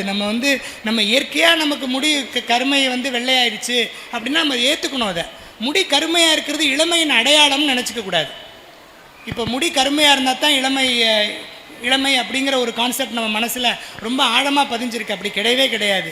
முடியினுடைய கருமைக்கும் இளமைக்கும் துளி கூட சம்மந்தம் கிடையாது. அதே மாதிரி முடியினுடைய கருமைக்கும் ஆண்மைக்கும் துளி கூட சம்மந்தம் கிடையாது. அதே மாதிரி முடி உதிர்தலுக்கும் ஆண்மைக்கும் துளி கூட சம்மந்தம் இல்லை. இது எல்லாமே சம்மந்தம் இல்லாத விஷயங்கள். ஸோ நமக்கு எப்படி உடல் அமைப்பு எப்படி ஏற்படுதோ அதன்படி நம்ம அதை ஏற்றுக்கணும். நம்ம அண்ணே சொன்ன மாதிரி இந்த வாக்கிங் பண்ணுறது, நம்ம சத்துள்ள உணவு எடுத்துக்கிறது, இதெல்லாம் பண்ணாலே நம்ம உடல் ஆரோக்கியமாக இருந்தாலே தோல் முடி நகம் நல்லாயிருக்கும். தோல் முடி நகத்தில் ஒரு பிரச்சனை வருதுனாலே நம்ம உடம்பும் மனசும் சரியில்லைன்னு அர்த்தம். உடம்பை விட மனசு ரொம்ப முக்கியமானது. பல தோல் வியாதிகள் வந்து மன பாதிப்புனால உடனே வரக்கூடியது. லைக்கன் பிளேனஸ், அலோபேஷியா ஏரிட்டா, இதெல்லாம் வந்து மென்டல் ஸ்ட்ரெஸ்னால, பியூர்லி பிகாஸ் ஆஃப் மென்டல் ஸ்ட்ரெஸ்னால வரக்கூடியது. இந்த இன்டர்மிட்டன்ட் ஃபாஸ்டிங், சாயங்காலமாக சாப்பிட்டுட்டு காலையில் உணவை ஸ்கிப் பண்ணிட்டு மத்தியானமாக சாப்பிட்டா அது நல்லதா, வேறு தொந்தரவுகள் வருமா? அது இப்போ நான் சொல்ல வந்தேன், அது நீங்களே கேட்டுட்டீங்க. அதாவது டயபெட்டிஸை நீங்கள் ரிவர்ஸ் பண்ணலாம். My wife says, doctor Sugandhi அவங்க கண்டிப்பாக சொல்லுவாங்க நல்லா ரிவர்ஸ் பண்ணலாம். இஸ் த மெட்டபாலிக், டாக்டர் சொன்ன மாதிரி இஸ் த மெட்டபாலிக் டிஸ்ஃபங்க்ஷன், அவ்வளோதான், மெட்டபாலிக் ப்ராப்ளம். அதை அப்படியே ரிவர்ஸ் பண்ணிடலாம். ஆனால் அதுக்கு மெயின் வந்து பேஷண்ட்டு அவங்க தான் ஒத்துழைக்கணும். வேறு யார் சொல்லியும் சரி வராது, ப்ரெஸ்கிரிப்ஷன் கொடுத்து சரி வராது. ஒவ்வொன்றும் அவங்க டிரான்ஸ்ஃபார்ம் ஆகி பண்ணால் தான் பண்ண முடியும். இந்த டயட்டை பொறுத்த வரைக்கும் நம்ம டயட் வந்து ஹை கார்ப், எல்லாருக்கும் தெரிஞ்ச கதை தான். அது வந்து நம்ம கட் பண்ணணும்னு சொல்லுவோம். அவள் என்ன சொல்லுவான்னா ரிவர்ஸ் பண்ணணும். அதாவது தோசை இட்லி இப்படி இருக்குன்னா அதுக்கு வைக்கிற சாம்பார் இல்லை கோஸ்மல்லி அதிகமாக இருக்கணும். நம்ம ரிவர்ஸில் பண்ணுவோம். 4 இட்லி இவ்வளோ ஓகே, அது ரிவர்ஸில் சாப்பிடணும். அதேமாதிரி வெஜிடபிள்ஸ், ரைஸ் இவ்வளோ இருக்கணும், பட் கூட்டு பொரியல் அதெல்லாம் அதிகமாக இருக்கணும். இந்த மாதிரியே நீங்கள் பண்ணிட்டு இருந்தீங்கன்னா உங்களுக்கு வயிறு ஃபில் ஆகிடும். ஃபில் ஆகும்போது நீங்கள் கார்போஹைட்ரேட் தேட மாட்டீங்க. சாதத்தையே நிறைய சாப்பிட்டுட்டு அது ஃபில் ஆகிறதுக்கு வெயிட் பண்ணிங்கன்னா வெஜிடபிள்ஸ் கொஞ்சம் கொஞ்சம் சாப்பிட்டு எந்திரிச்சுவாங்க எல்லாரும். ஸோ கார்போஹைட்ரேட் லோடட் ஆகிடுது. அதுதான் ப்ராப்ளம்.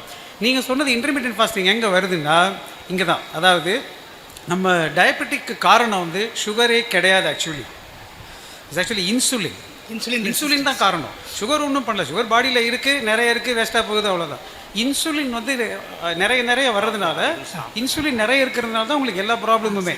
ஸோ இப்போ நீங்கள் என்ன பண்ணீங்க, நீங்கள் சாப்பிட்டீங்க அப்படின்னா அது ஒரு ஸ்டிமுலஸ். அது போய் தட்டி எழுப்பி இன்சுலினை பம்ப் பண்ண ஆரம்பிச்சிடும். இன்சுலின் என்ன பண்ணும், உங்களுக்கு பஞ்சத்தில் சுகர் தேவை அப்படின்னு சேர்த்து வைக்கிறதுக்காக உங்கள் சுகர்லாம் கொண்டு போய் லிவரில் போய் கிளைக்கோஜன் ஆக்கி மசிலில் போய் எல்லா இடத்துலையும் சேர்த்து வைக்கும். வயிறில் டெபாசிட் பண்ணும், பின்னாடி எல்லா இடத்துலையும் டெபாசிட் பண்ணும். அதான் இன்சுலினோட வேலை. இன்சுலினோட வேலை வந்து சுகரை எப்படி யூஸ் பண்ண முடியாது சேர்த்து வைக்கும். இந்த லைப்போஜெனிக் குளுக்கோஜெனிக் எல்லாம் இன்சுலின் பண்ணுற வேலை. ஸோ நீங்கள் அடிக்கடி சாப்பிட்டுக்கிட்டே இருந்தீங்கன்னா, லோடிங் பண்ணிங்கன்னா இன்சுலினை தலையில் தட்டாமல் வளர்த்துக்கிட்டே இருக்கீங்க. அதுதான் நம்ம இந்த இன்சுலின் பற்றி சொல்லும்போது அது ரொம்ப இன்ட்ரெஸ்டிங்கான ஒரு விஷயம். இன்சுலின் வந்து நம்ம செட்டிய வீடு மாதிரி ரொம்ப சின்சியர். அது வந்து வேலை களவாணித்தனம்லாம் பண்ணாது. கரெக்டாக சொன்ன வேலைக்கு செஞ்சிடும், சொன்ன வேலையை விட அதிகமாகவே செய்யும். அந்த இன்சுலினுடைய ஃபங்க்ஷன் என்னென்னா, இப்போ நம்ம உடம்புல இருக்கிற சுகர் நமக்கு, இப்போ நீங்கள் வந்து கார் வச்சுருக்கீங்க, காரில் பெட்ரோல் இருக்குது, இன்ஜின் நல்லா இருக்குது, டிரைவர் இருக்கார், எல்லாமே சாவி இருக்குது, சாவி போடுற துவாரம் இருக்குது, எல்லாமே கரெக்டாக இருக்குது. ஆனால் வண்டி ஸ்டார்ட் ஆகலை. அப்போனா என்ன காரணமாக இருக்க முடியும்? அந்த சாவியை நம்ம அந்த சாவி துவாரத்தில் போடுறோம்ல, அந்த சாவி துவாரம் மூடி இருக்குது. அதை தான் இன்சுலின் ரெசிஸ்டன்ஸ்னு சொல்கிறோம். ஸோ இந்த இன்சுலின் ரெசிஸ்டன்ஸ் தான் சுகர் வர்றதுக்கு முதல் காரணம். இந்த இன்சுலின் ரெசிஸ்டன்ஸ் ஏன் வருது அப்படின்னா உடல் பருமனால் வருது. இந்த உடல் பருமனும் இன்சுலின் ரெசிஸ்டன்ஸும் ஒரு விஷியஸ் சர்க்கிள் மாதிரி. இதனால் அது முட்டையிலேருந்து கோழி வந்ததா, கோழிலேருந்து முட்டை வந்ததாங்கிற மாதிரி எதுலேருந்து எது வந்ததுன்னே தெரியாது. எப்படி அப்படின்னா இந்த இன்சுலின் என்ன பண்ணுன்னா, இப்போ சுகரை வந்து நம்ம செல்லுக்குள்ளே தள்ளணும், மசிலுக்குள்ளே ஒரு செல்லுக்குள்ளேயும் தள்ளி அந்த இன்சுலின் சுகர் வந்து உள்ளே போன உடனே அந்த சுகரை வந்து நம்ம உடம்பு செல் வந்து எனர்ஜியாக கன்வெர்ட் பண்ணுது. அப்போ தான் அந்த நம்ம சாப்பிட்ற உணவு எனர்ஜி, நம்ம சாப்பிட்ற கார்போஹைட்ரேட் வந்து எனர்ஜியாக எரிபொருளாக மாறுது. அந்த இன்சுலின் வந்து இன்சுலின் இருந்தால் கூட, அளவுக்கு அதிகமாக இன்சுலின் இருந்தால் கூட, சுகரு அதிகமாக இருந்தால் கூட செல்லுக்குள்ளே அந்த சுகரை இன்சுலினால் தள்ள முடியல. அந்த டோர் வந்து லாக் ஆகிருக்கு. அந்த இன்சுலின் ரெசிஸ்டன்ஸ் இருக்கிறதுனால என்ன ஆகுதுன்னா, அந்த அதிகப்படியான சுகர் வெளியில் இருக்குது, நம்ம செல்ஸ் எல்லாம் வீக் ஆகிடுது. ஏன்னா சுகருக்கு எனர்ஜியே கிடைக்கல. இந்த அதிகப்படியான சுகரை என்ன பண்ணுதுன்னா, இந்த இன்சுலின் சும்மா இருக்காது, அது கொண்டு போய் என்ன பண்ணோம், அண்ணே சொன்ன மாதிரி லிவரில் போய் டெபாசிட் பண்ணிடும். முக்கியமாக ஸ்கின்னு கடையில் கொண்டு போய் டெபாசிட் பண்ணிடும். அதனால் இன்சுலின் ரெசிஸ்டன்ஸ் இருக்கிறவங்க பூரா முதல்ல கேள்வி கேட்டாங்கல்ல இந்த பாலிசிஸ்டிக் ஓவரி பற்றி, பிசிஓடி, அதில் வந்து பிசிஓடி உள்ளவங்களுக்குலாம் 90% பேருக்கு இந்த இன்சுலின் ரெசிஸ்டன்ஸ் இருக்கும். இந்த இன்சுலின் ரெசிஸ்டன்ஸ் இருக்கிறதுனால தான் அவங்க உடல் பருமனாகவும் ஆயிடுறாங்க. தோலுக்கடியில் கொழுப்பு நிறைய சேர்ந்துடும். இந்த தோலுக்கடியில் கொழுப்பு நிறைய சேர்றதுனால இந்த கழுத்தை சுற்றி இடுப்பை சுற்றிலாம் கருப்பாக வந்துடும். அதுக்கு பேர் அக்காந்தோசிஸ் நிக்ரிகான்ஸ்னு பேர். அதனால் இது எல்லாமே ஒன்றுக்கு ஒன்று தொடர்புடையது. நம்ம ஒரு விஷயத்தை ஒரு புள்ளியை பார்த்து அதை சரி பண்ணிட்டோம்னா எல்லாமே சரியாயிடும். ஸோ அப்போ எல்லாமே வாழ்வியல் தான். இப்போ நான் வந்து இந்த 2016 2024 வரைக்கும் சுகருக்கு எந்த மருந்துமே நான் சாப்பிடலை. ஆனால் அதுக்காக நான் மருந்தே எடுத்துக்கல, நான் சுகரை டயபெட்டிஸை ரிவர்ஸ் பண்ணிட்டேன்னு சொல்ல முடியாது. எனக்கு என்றைக்கு வேணாலும் டயபெட்டிஸ் வரலாம். நான் ஆல்ரெடி நான் டயபெட்டிக் தான். ஆனால் என்னுடைய சுகர் கண்ட்ரோலில் இருக்குது. HbA1c 5.7 இருக்குது. ஃபாஸ்டிங் பிளட் சுகர் 100 கீழே இருக்குது. இது எதனாலனா நான் தொடர்ந்து அச்சீவ் பண்ணுறது எதனாலனா இந்த வாக்கிங்னாலையும் உணவு கட்டுப்பாடுனாலையும். இப்போ சொல்லுவாங்க வாத்து வந்து அமைதியாக ஒரு அன்னப்பட்சியோ வாத்தோ வந்து மேலே நீந்திக்கிட்டே இருக்குது அப்படின்னு நம்ம இதை பார்க்குறோம்ல. ரொம்ப அமைதியாக அது நீந்திக்கிட்டு இருக்கும். அதை பார்த்தா அது கஷ்டப்படாத மாதிரி இருக்கும்.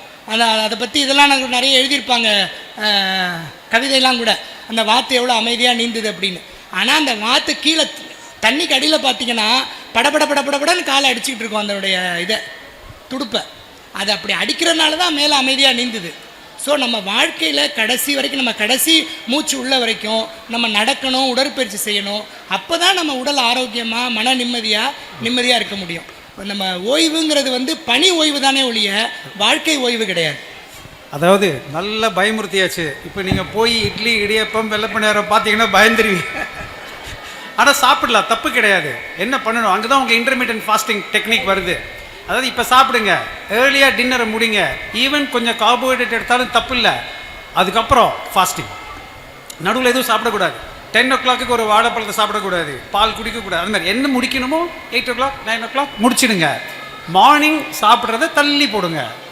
7க்கு சாப்பிட வேண்டாம். யாரும் உங்களுக்கு 7 o'clock கிளாக் அடித்த மாதிரி சாப்பிட வைக்கணும்னு சொல்லவே கிடையாது. 8 or 9 or 10 தள்ளி போடுங்க. ஸோ இப்போ நீ என்ன ஆகும், மினிமம் 12 hours ஃபாஸ்டிங் விண்டோ இருந்து பாருங்கள்.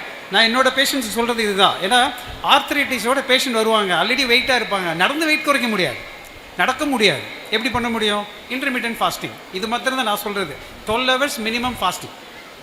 அப்படியே கொஞ்சம் கொஞ்சம் கூட்டுங்க. அது பண்ணிங்கனாலே ஆட்டோமேட்டிக்காக 5 kgs in 1 month குறையும்.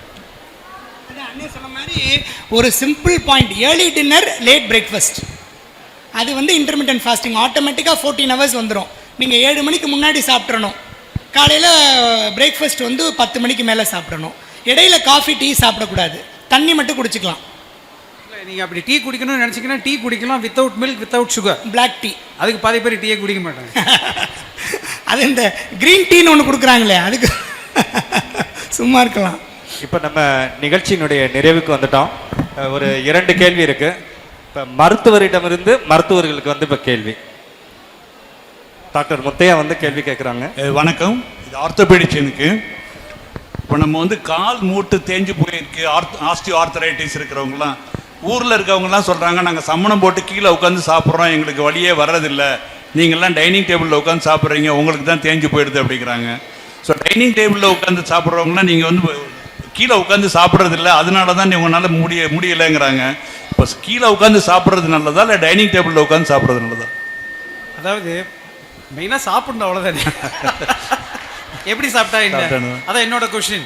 நம்பர் 1 வந்து இப்போ பேஷண்ட் வரும்போது ஆர்த்ரைட்டிஸோடு வராங்க, அவங்க கேட்குற கேள்வி தான், சம்மணம் கட்டி உட்கார முடியுமா, படி ஏற முடியுமா அப்படி. நான் சொல்கிறது ஒரே சிம்பிள் ஆன்சர். உங்கள் நீ ஜாயிண்ட் நல்லா இருந்தால் நீங்கள் ரெண்டும் பண்ணலாம். உங்கள் நீ ஜாயிண்ட் நல்லா இருந்தால், அதாவது கார்ட்லேஜ் நல்லா இருக்குது, போன் நல்லா இருக்குது, மசில் ஸ்ட்ரென்த்தும் நல்லா இருக்கணும். இது 3 நல்லா இருந்ததுன்னா நீங்கள் பண்ணலாம். சம்மணம் கொட்டி உட்காரலாம், இந்தியன் டாய்லெட் யூஸ் பண்ணலாம், படி ஏறலாம், பிரச்சனை கிடையாது. உங்களுக்கு ஆர்த்ரைட்டிஸ் வந்துடுச்சுன்னா நான் சொல்கிறது இது 3ஐயும் ஸ்கிப் பண்ணிவிடுங்க. ஏன்னா தரையில் உட்கார போக வேண்டாம். ஏன்னா உங்கள் முட்டு வந்து ஃபுல்லாக மடங்கி ஃபுல்லாக நிறுத்தணும். ஆல்ரெடி தேஞ்சு போன முட்டை ஏன் இது பண்ணுறீங்க? நீங்கள் ஃபஸ்ட்லேருந்தே உட்காந்துருந்தீங்கன்னா அது வேறு விஷயம். டோன்ட் ஸ்டார்ட் 45-50 இயர்ஸில் போய் சம்மணம் கொட்டி தரையில் உட்கார போகாதீங்க, அது நாட் குட். இல்லாட்டி ஆல்ரெடி உங்களுக்கு நீங்கள் முட்டு இப்படி உட்காந்தே இருந்து ஆக்டிவிட்டி பண்ணாமல் தேய்மானம் வந்து அதுக்கப்புறம் போய் நீங்கள் தரையில் உட்கார ட்ரை பண்ணவும் வேண்டாம், ஸ்டாப் பண்ணிவிடுங்க. ஏன்னா படி ஏறும் போதும் சரி, தரையில் உட்காரும் போதும் சரி, முட்டோட ஸ்ட்ரெயின் ரொம்ப அதிகம். ஸோ இப்போ நம்ம வந்து இப்போ 2வது வந்து இப்போ நீங்கள் ஒரு ஆப்ரேஷனே பண்ணுறீங்க, மேக்ஸிமம் என்ன பண்ணுவீங்க, என் ஸ்டேஜ் டிசீஸுக்கு வந்து நீ ரீப்ளேஸ்மெண்ட் பண்ணுறீங்க. நீ ரீப்ளேஸ்மெண்ட் பண்ணாலும் உங்கள் டாக்டர் என்ன சொல்ல போகிறாரு, சம்மணம் கட்டி உட்காராதீங்க, இந்தியன் டாய்லெட் யூஸ் பண்ணாதீங்க, படி ஏறது கொஞ்சம் சிரமமாக இருக்கும் அப்படின்னு. அதை முன்னாடியே பண்ண வேண்டியதானே, முன்னாடியே பண்ணி நீ ரீப்ளேஸ்மெண்ட் பண்ண வேண்டிய ஏஜை தள்ளி போடுங்க. காலையில் எம்டி ஸ்டமக் கூட வந்து நம்ம நடக்கும்போது ஒன்று எலும்பு தேய்மானத்தினாலையா இல்லை நம்ம சாப்பிடாம நடக்கிறதுனாலயா தலை சுற்றல் வருது அப்படின்னு சொல்லி ஒரு நண்பர் கேள்வி கேட்டார். சாரோட டிபார்ட்மெண்ட். இல்லை சொல்லுங்கள். அதாவது சில சமயம் வந்து என்னென்னா உங்களுக்கு செர்விக்கல் ஸ்பாண்டிலோசிஸ் அந்த மாதிரி எதாவது இருக்கலாம், அதனால சில சமயம் இருக்கலாம். பட்டு நடக்கிறதுனால தலை சுற்றல் வராது. Okay okay.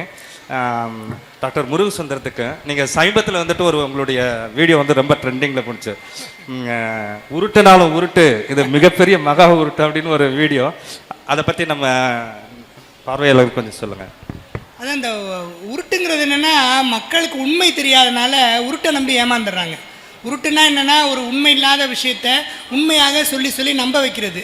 அது மாதிரி மூட கருத்துக்கள், தப்பான கருத்துக்கள், வணிக ரீதியான கருத்துக்கள், இதெல்லாம் வந்து மக்கள் மனசில் ஸ்ட்ராங்காக பதிஞ்சிருது. இதை திரும்ப திரும்ப சொல்லி சொல்லி அதை அப்படியே உண்மை நம்பி, அந்த உண்மை இல்லாத விஷயத்தை நம்பி அதில் ஒரு பெரிய சூடோ சயின்ஸ்ன்னு சொல்கிறாங்க, அது பெருசாக டெவலப் ஆகிடுது. ஸோ அதை முறியடிக்கணும், அதை வந்து மக்கள்கிட்ட ஒரு விழிப்புணர்வு ஏற்படுத்துங்கிறதுக்காக தான் இந்த உருட்டுலேயே உருட்டு உலகமாக உருட்டுன்னு ஆரம்பித்து அது ஒரு கொஞ்சம் ஜோவியலாக மக்கள் மனசில் போகும் அப்படிங்கிறதுக்காக அதை பண்ண ஆரம்பித்தேன். அது நல்லா ரொம்ப சக்ஸஸ்ஃபுல்லாக நிறைய பேர், இப்போ நான் 27 வருஷமாக கிளினிக்கில் சொல்லி கேட்காதவங்க இந்த வீடியோவை பார்த்து கேட்டு வந்து நான் இப்போ டெய்லி ஹேர் வாஷ் பண்ணுறேன், தலைக்கு எண்ணெயெல்லாம் வைக்கிறதில்ல, முடிக்கு தான் எண்ணெய் தடவுறேன் அப்படிலாம் சொல்கிறாங்க. ஸோ அது ரொம்ப அதனுடைய மீடியாவுடைய பவர் அவ்வளோ நல்லா இருக்குது. ஆயில் பாத்னால ஏதாவது பிரயோஜனம் இருக்கா? எண்ணெய் தேய்ச்சி குளிக்கணுமா வேண்டாமா? இப்போ எண்ணெய் தேய்ச்சி குளிக்கிறது அப்படிங்கிறது வந்து ஒரு சுகம், அவ்வளோதான். நம்ம இப்போ கணவன் மனைவிக்கோ இல்லை மனைவி கணவனுக்கோ எண்ணெய் தேய்ச்சி குளிப்பாட்டி விட்டால் அவங்க உறவு மேம்படுது, அவங்களுக்குள்ள ஒரு பாண்டிங் டெவலப் ஆகுது. அப்படி தானே ஒழிய வேறு ஒன்றும் இதில் எந்த விதமான பெனிஃபிட்டும் கிடையாது. என்ன இப்போ நம்ம ஸ்கின் வந்து ட்ரையாக இருக்குது, அதுக்கு மாய்ஸ்சரைசிங் எஃபெக்ட் கொடுக்கணும் அப்படின்னா குளித்த பிறகு எண்ணெய் தடவணும். குளித்த பிறகு அந்த ஈரம் பாதி இருக்கும்போதே அந்த மாய்ஸ்சரை ஸ்கின் உறிஞ்சிக்கிற மாதிரி எண்ணெய் தடவணும். நம்ம எண்ணெயை தடவி குளித்தோம்னா இந்த இது சொல்லுவாங்களே, கொக்கு தலையில் வெண்ணெய் வச்சு பிடிக்கிற மாதிரிங்கிற மாதிரி அது ஒரு அர்த்தம் இல்லாத விஷயமா போயிடுது. அதே மாதிரி உடம்பு ரொம்ப சூடாயிட்டா எண்ணெய் தேய்ச்சி குளிக்கணும், அரை மணி நேரம் ஊற வைக்கணும், தலையில தட்டணும், அதெல்லாம் இல்லையா? அது ஒரு நல்ல இது ஒரு உருட்டு போடலாம்னு நினைக்கிறேன். இந்த பாடி ஹீட்டுங்கிறது ஒரு பெரிய உருட்டு. அது டாக்டருக்கு கண்டென்ட் கொடுத்து அந்த பாடி ஹீட்டுங்கிறது ஒன்று கிடையாது. எங்களை பொறுத்த வரைக்கும் பாடி ஹீட்டுனா 98.4க்கு மேலே போச்சுன்னா ஃபீவர், டெம்பரேச்சர் அதிகமாக இருக்குது, அவங்களுக்கு இன்ஃபெக்ஷன் இருக்குது, ஃபீவர் இருக்குதுன்னு அர்த்தம். இல்லை பாடி ஹீட்டு குறைஞ்சி போச்சுன்னா உடம்புல ஒன்றுமே இல்லைன்னு அர்த்தம். இதுதானே ஒழிய பாடி ஹீட்டுங்கிற ஒரு கான்செப்டே கிடையாது. இந்த பாடி ஹீட் அப்படிங்கிறத மக்கள் பலவிதமான இதுக்கு யூஸ் பண்ணுறாங்க. மோஷன் சரியாக போகலை, கான்ஸ்டிபேஷன்னா பாடி ஹீட்டும்பாங்க. காம உணர்ச்சிகள் அந்த ஒரு பருவ வயசில் ஏற்படும்போது அதை பாடி ஹீட்டும்பாங்க. அவங்களுக்கு வெள்ளப்படுறது இருந்தால் பாடி ஹீட்டும்பாங்க. இது மாதிரி பாடி ஹீட்டுங்கிறத ஒரு சாதாரணமாக பல விஷயங்களை அவங்களுக்கு வெளிப்படுத்த முடியாத விஷயத்துக்கெல்லாம் பாடி ஹீட்டுன்னு சொல்லிக்கிறாங்க. பாடி ஹீட்டுன்னு ஒரு குறிப்பிட்ட ஒரு விஷயம் எதுவுமே கிடையாது. அப்படி இல்லாத போது அதை எண்ணெய் தடவை எப்படி சரி பண்ண முடியும்? நம்ம அப்புறம் ஏசியெல்லாம் கழட்டி போட்டு எண்ணெய் தடவிட்டு உட்காந்தா கூலாயிரும்னு நினைக்க முடியாது இல்லையா? ஸோ பாடி ஹீட்டுக்கும் இந்த எண்ணெய் தடவுறதுக்கும் சம்மந்தமே கிடையாது. எண்ணெய் தேய்ச்சி குளிக்கிறது முக்கியமாக குழந்தைங்களுக்கு தயவு செஞ்சு பண்ணவே கூடாது. நாங்கள் பார்க்குற வரைக்கும் இந்த சாம்பிராணி போடுறது, எண்ணெய் தேய்ச்சி குளிப்பாட்டுறது அதெல்லாம் பண்ணால் குழந்தைங்களுக்கு பிராங்கியல் ஆஸ்மா ரொம்ப ரொம்ப ஜாஸ்தியாகுது, நிமோனியா நிறைய வருது. அதனால் அந்த பழக்கம் எண்ணெய் தேய்ச்சி எஸ்பெஷலி பிறந்த குழந்தைக்கு சாம்பிராணி போடுறது, வீட்டுக்குள்ளேயே ஊதுபத்தி சாம்பிராணி ஏற்றுறதெல்லாம் அவாய்ட் பண்ணால் வீசிங் குழந்தைங்களுக்கு வரதை ரொம்ப தடுக்க முடியுது. அதனால் எண்ணெய் தேய்ச்சி கண்டிப்பாக குளிப்பாட்ட வேண்டாம் குழந்தைங்களெல்லாம். அண்ணனுக்கு தெரியும், அந்த குழந்தைகளோட எலும்புகள்லாம் ரொம்ப மென்மையாக இருக்கும், ரொம்ப சாஃப்டாக இருக்கும், ஃப்யூஸ் ஆகிருக்காது. இப்போ நம்மளோட அடல்ட் எலும்புகள்லாம் ஃப்யூஸ் ஆகிடும். குழந்தைகளோட எலும்புகள் வந்து ஒரு 14 வயசில் தான் ஃப்யூஸ் ஆக ஆரம்பிக்குது. அந்த ஃப்யூஸ் ஆகாத ஜாயிண்ட்டெல்லாம் நீங்கள் அந்த எண்ணெய் தடவி மசாஜ் இதுக்குன்னே ஆளெல்லாம் வருவாங்க. அவங்களாம் பயங்கர கட்டுமஸ்டாக இருப்பாங்க, பார்த்தாலே பயங்கரமாக இருக்கும். இதுக்குன்னே வந்து எண்ணெய் தடவி விடுவாங்க. அந்த மாதிரி எண்ணெயெல்லாம் தடவுனா அந்த மூட்டுகள்லாம் மாறி போய் அவங்களுடைய உடல் அமைப்பு, அவங்களுடைய நடை பாவனை எல்லாமே மாறக்கூட வாய்ப்பு இருக்குது. ஸோ அந்த ஆட்சி சொன்னது ரொம்ப முக்கியமான பாயிண்ட். ரொம்ப இந்த எண்ணெய் தேய்க்கிறது இதெல்லாம் வந்து இது ஒரு தவறான கருத்து. எண்ணெய் தேய்க்கிறதுனால நமக்கு எந்த விதமான ஒரு உடல் ரீதியான நன்மைகள் எதுவுமே இல்லையா, மன ரீதியான நன்மை தான், ஒரு பாண்டிங். இப்போ அம்மா வந்து எண்ணெய் தடவி விடுறாங்க, ஒரு மனைவி கணவனுக்கு தடுறாங்க, கணவன் மனைவிக்கு தடுறாங்கன்னா ஒரு பாண்டிங், ஒரு உறவு மேம்படுது, அவங்களுக்குள்ள ஒரு உறவு வந்து நல்ல ஒரு அந்யோன்யமான உறவு ஏற்படுதுன்னு வேணால் சொல்லலாம். இப்போ நம்ம எல்லாருக்கும் என்னென்னா, ஒரு நல்ல மருத்துவரை எப்படி தேர்ந்தெடுப்பது அப்படிங்கிற கேள்வி எல்லாருக்கும் இருக்குது. ஒரு நல்ல இப்போ நாங்கள் எங்களுக்கு ஒரு இப்போ கூட சொன்னாங்கல்ல, நாங்கள் ஒரு டாக்டர்கிட்ட போனோம், அப்புறம் இன்னொரு டாக்டர்கிட்ட போனோம், அவர் இப்படி சொன்னார், இப்படி கடைசியில் எந்த முடிவுக்கு வர்றது, ஒரு நல்ல மருத்துவர் யார், அவர் என்ன பண்ணணும் அப்படிங்கிறது வள்ளுவர் வந்து இதுக்கு 3 விஷயம் சொல்கிறாரு. ஒன்று வந்து நோய் நாடி நோய் முதல் நாடி அது தணிக்கும் வாய் நாடி வாய்ப்பச் செயல். முதல்ல ஒரு மருத்துவர்கிட்ட போனால் அவர் நோய் என்னன்னு கண்டுபிடிக்கிறாரான்னு பார்க்கணும். அவர் டயக்னோஸ் பண்ணுறாரா, டயக்னோஸ் பண்ணி அந்த ப்ரிஸ்கிரிப்ஷனில் எழுதணும். அவர் எழுதுறாரான்னு பார்க்கக்கூடிய உரிமை உங்களுக்கு இருக்குது, எழுதக்கூடிய கடமை மருத்துவருக்கு இருக்குது. அப்புறம் நோய் முதல்னா நோய்க்கான காரணம். இப்போ உங்களுக்கு ஒரு டிசீஸ், இப்போ ஆர்த்ரைட்டிஸ் இருக்குன்னா அதுக்கு என்ன காரணம் அப்படின்னு அவர் சொல்லணும். நோய் முதலை கண்டுபிடிச்சு சொல்லணும். அந்த நோய் முதலைத்தான் நம்மளால் தணிக்க முடியும். நோயை தணிக்க முடியாது, நோயை கடவுளால் தான் தணிக்க முடியும். நோய்க்கான காரணத்தை நம்மளால் தணிக்க முடியும், ஒரு மருத்துவரால் கண்டுபிடிச்சு அதை நீக்க முடியும். அது தணிக்கும் வாய்நாடி, அதுக்கான வழிமுறைகளை தேடி கண்டுபிடிச்சு வாய்ப்பச் செயல், அதுதான் ரொம்ப முக்கியமானது. அந்த நோயாளிக்கு பொருந்தும்படி அதை சொல்லணும். அந்த ஒருத்தருக்கு பொருந்தக்கூடிய ஒரு மருத்துவ முறை இன்னொருத்தருக்கு பொருந்தாது. அப்போ அந்த வாய்ப்பச் செயல், அந்த வாய்ப்பு உங்களுக்கு கிடைக்கிற மாதிரி வழங்கணும். இது ஒரு முக்கியமான பாயிண்ட்டு. 2வது என்ன சொல்கிறாருன்னா, என் பொருளவாக செலச்சொல்லி தான் பிறர்வாய் நுண்பொருள் காண்பது அறிவுங்கிறார். இப்போ ஒரு நோயாளி சொல்லும் போதே, வில்லியம் ஆஸ்லர்னு ஒரு பெரிய ஆங்கில மருத்துவர் இருந்தார். மருத்துவர்களுக்கெல்லாம் மருத்துவர், அண்ணனுக்கு தெரியும், அவர் பெரிய மருத்துவ பேராசிரியர், எல்லாரும் அவரை தான் மருத்துவ குருவாக கன்சிடர் பண்ணுவாங்க. அவர் சொன்னார், listen to the patient, he is telling you the diagnosis.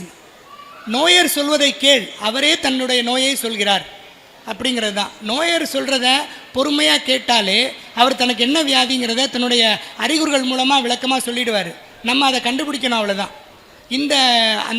அப்போ வந்து என் பொருளவாக சொல்லி தான் பிறர்வாய் நுண்பொருள் காண்பதறிவு. நோயாளி சொல்லக்கூடிய விஷயத்தில் அதில் இருக்கிற நுண்பொருளை புரிஞ்சுக்கிட்டு என் பொருளவாக சொல்லி அதை புரிஞ்சுக்கிட்டு நம்ம மருத்துவ உண்மையை அவருக்கு புரிகிற மாதிரி எளிமைப்படுத்தி அவருக்கு புரிகிற மொழியில் அதை நம்ம சொல்லணும். என் பொருளவாக சொல்லிங்கிறாரு. 3வது தான் ரொம்ப முக்கியமானது, அன்பு, அறிவு, தேற்றம், அவாவின்மை. இந்த 4ம் ஒரு மருத்துவருக்கு இருக்கணுங்கிறாரு. முதல்ல அன்பு, ஒரு பேஷண்ட்டுக்கு நல்லாகணும் அப்படிங்கிற கம்பேஷன் இருக்கணும், அந்த ஒரு உணர்வு இருக்கணும், அந்த கம்பேஷன். அப்புறம் அறிவு, மிகச்சிறந்த அறிவு இருக்கணும். நிறைய புத்தகங்கள் படித்தேன்னா, மருத்துவம் வந்து மற்றது மாதிரி கிடையாது. இன்றைக்கி நான் பேசிகிட்டு இருக்கிறது அடுத்த வினாடி வந்து தப்பாக இருக்கும், அது உடனே மாறிடும். நான் அப்டேட் பண்ணிக்கிட்டே இருக்கணும். அப்போ தான் அந்த மருத்துவ அறிவு வந்து எப்பவும் புதுமையாகவும் எப்பவும் உபயோகப்படும்படியாகவும் இருக்கும். அந்த அறிவு இருக்கணும். அது முக்கியமானது. தேற்றம், நிறைய அறிவு இருந்த பிரயோஜனம் இல்லை. அந்த அறிவை வச்சு நம்ம தெளிவான முடிவுக்கு வரணும். எல்லா கருத்துக்களையும் பார்த்து இவருக்கு இது பொருந்தும், இது கரெக்டு அப்படின்னு சொல்லி அந்த தேற்றம், அந்த தெளிவு வேணும். அப்புறம் அவாவின்மை, இதுதான் ரொம்ப ரொம்ப இன்றைக்கி இந்த காலகட்டத்தில் இது ரொம்ப இதுவாக இல்லாமல் இருக்குது. எல்லா மருத்துவர்களுக்கும் அந்த ஒரு கிரீடு இருக்குது. இப்போ நிறைய பேர் படித்து வராங்க, பணம் கொடுத்து மருத்துவ சீட்டு வாங்குறாங்க. அது ஒரு வியாபாரம் மாதிரி ஆயிடுச்சு. அந்த செலவழித்த பணத்தை எடுக்கணுங்கிற ஒரு கட்டாயம் ஏற்பட்டுருது. ஸோ அவாவின்மை, ஒரு மருத்துவருக்கு பேராசை இருக்கக்கூடாது. ஆசை இருக்கலாம், அவர் வாழணும், அவர் குடும்பத்தை பார்க்கணும், அதெல்லாம் இருக்கலாம். ஆனால் பேராசை இருக்கக்கூடாது, கிரீடியாக இருக்கக்கூடாது. இந்த அன்பு, அறிவு, தேற்றம், அவாவின்மை, இதனால இருக்கணும் அப்படின்னு சொல்லுவாங்க. ஸோ இது வள்ளுவர் சொல்கிறார் 2600 வருஷத்துக்கு முன்னாடி. ஸோ இந்த 3 விஷயங்கள் ஒரு மருத்துவர்கிட்ட இருந்தால் அவர் நல்ல மருத்துவர் அப்படின்னு நீங்கள் தெரிஞ்சுக்கலாம். என்னை பொறுத்த வரைக்கும் நல்ல மருத்துவர்னா NS முத்தையா அண்ணன் தான். அவங்க இது அத்தனையுமே அவங்களுக்கு சால பொருந்தும். அப்படி தான் ஒரு மருத்துவரை நம்ம தேர்ந்தெடுக்கணும் அப்படிங்கிறது தான் நான் இன்னைக்கு சொல்லணும்னு நினச்சேன். நான் தேங்க்யூ.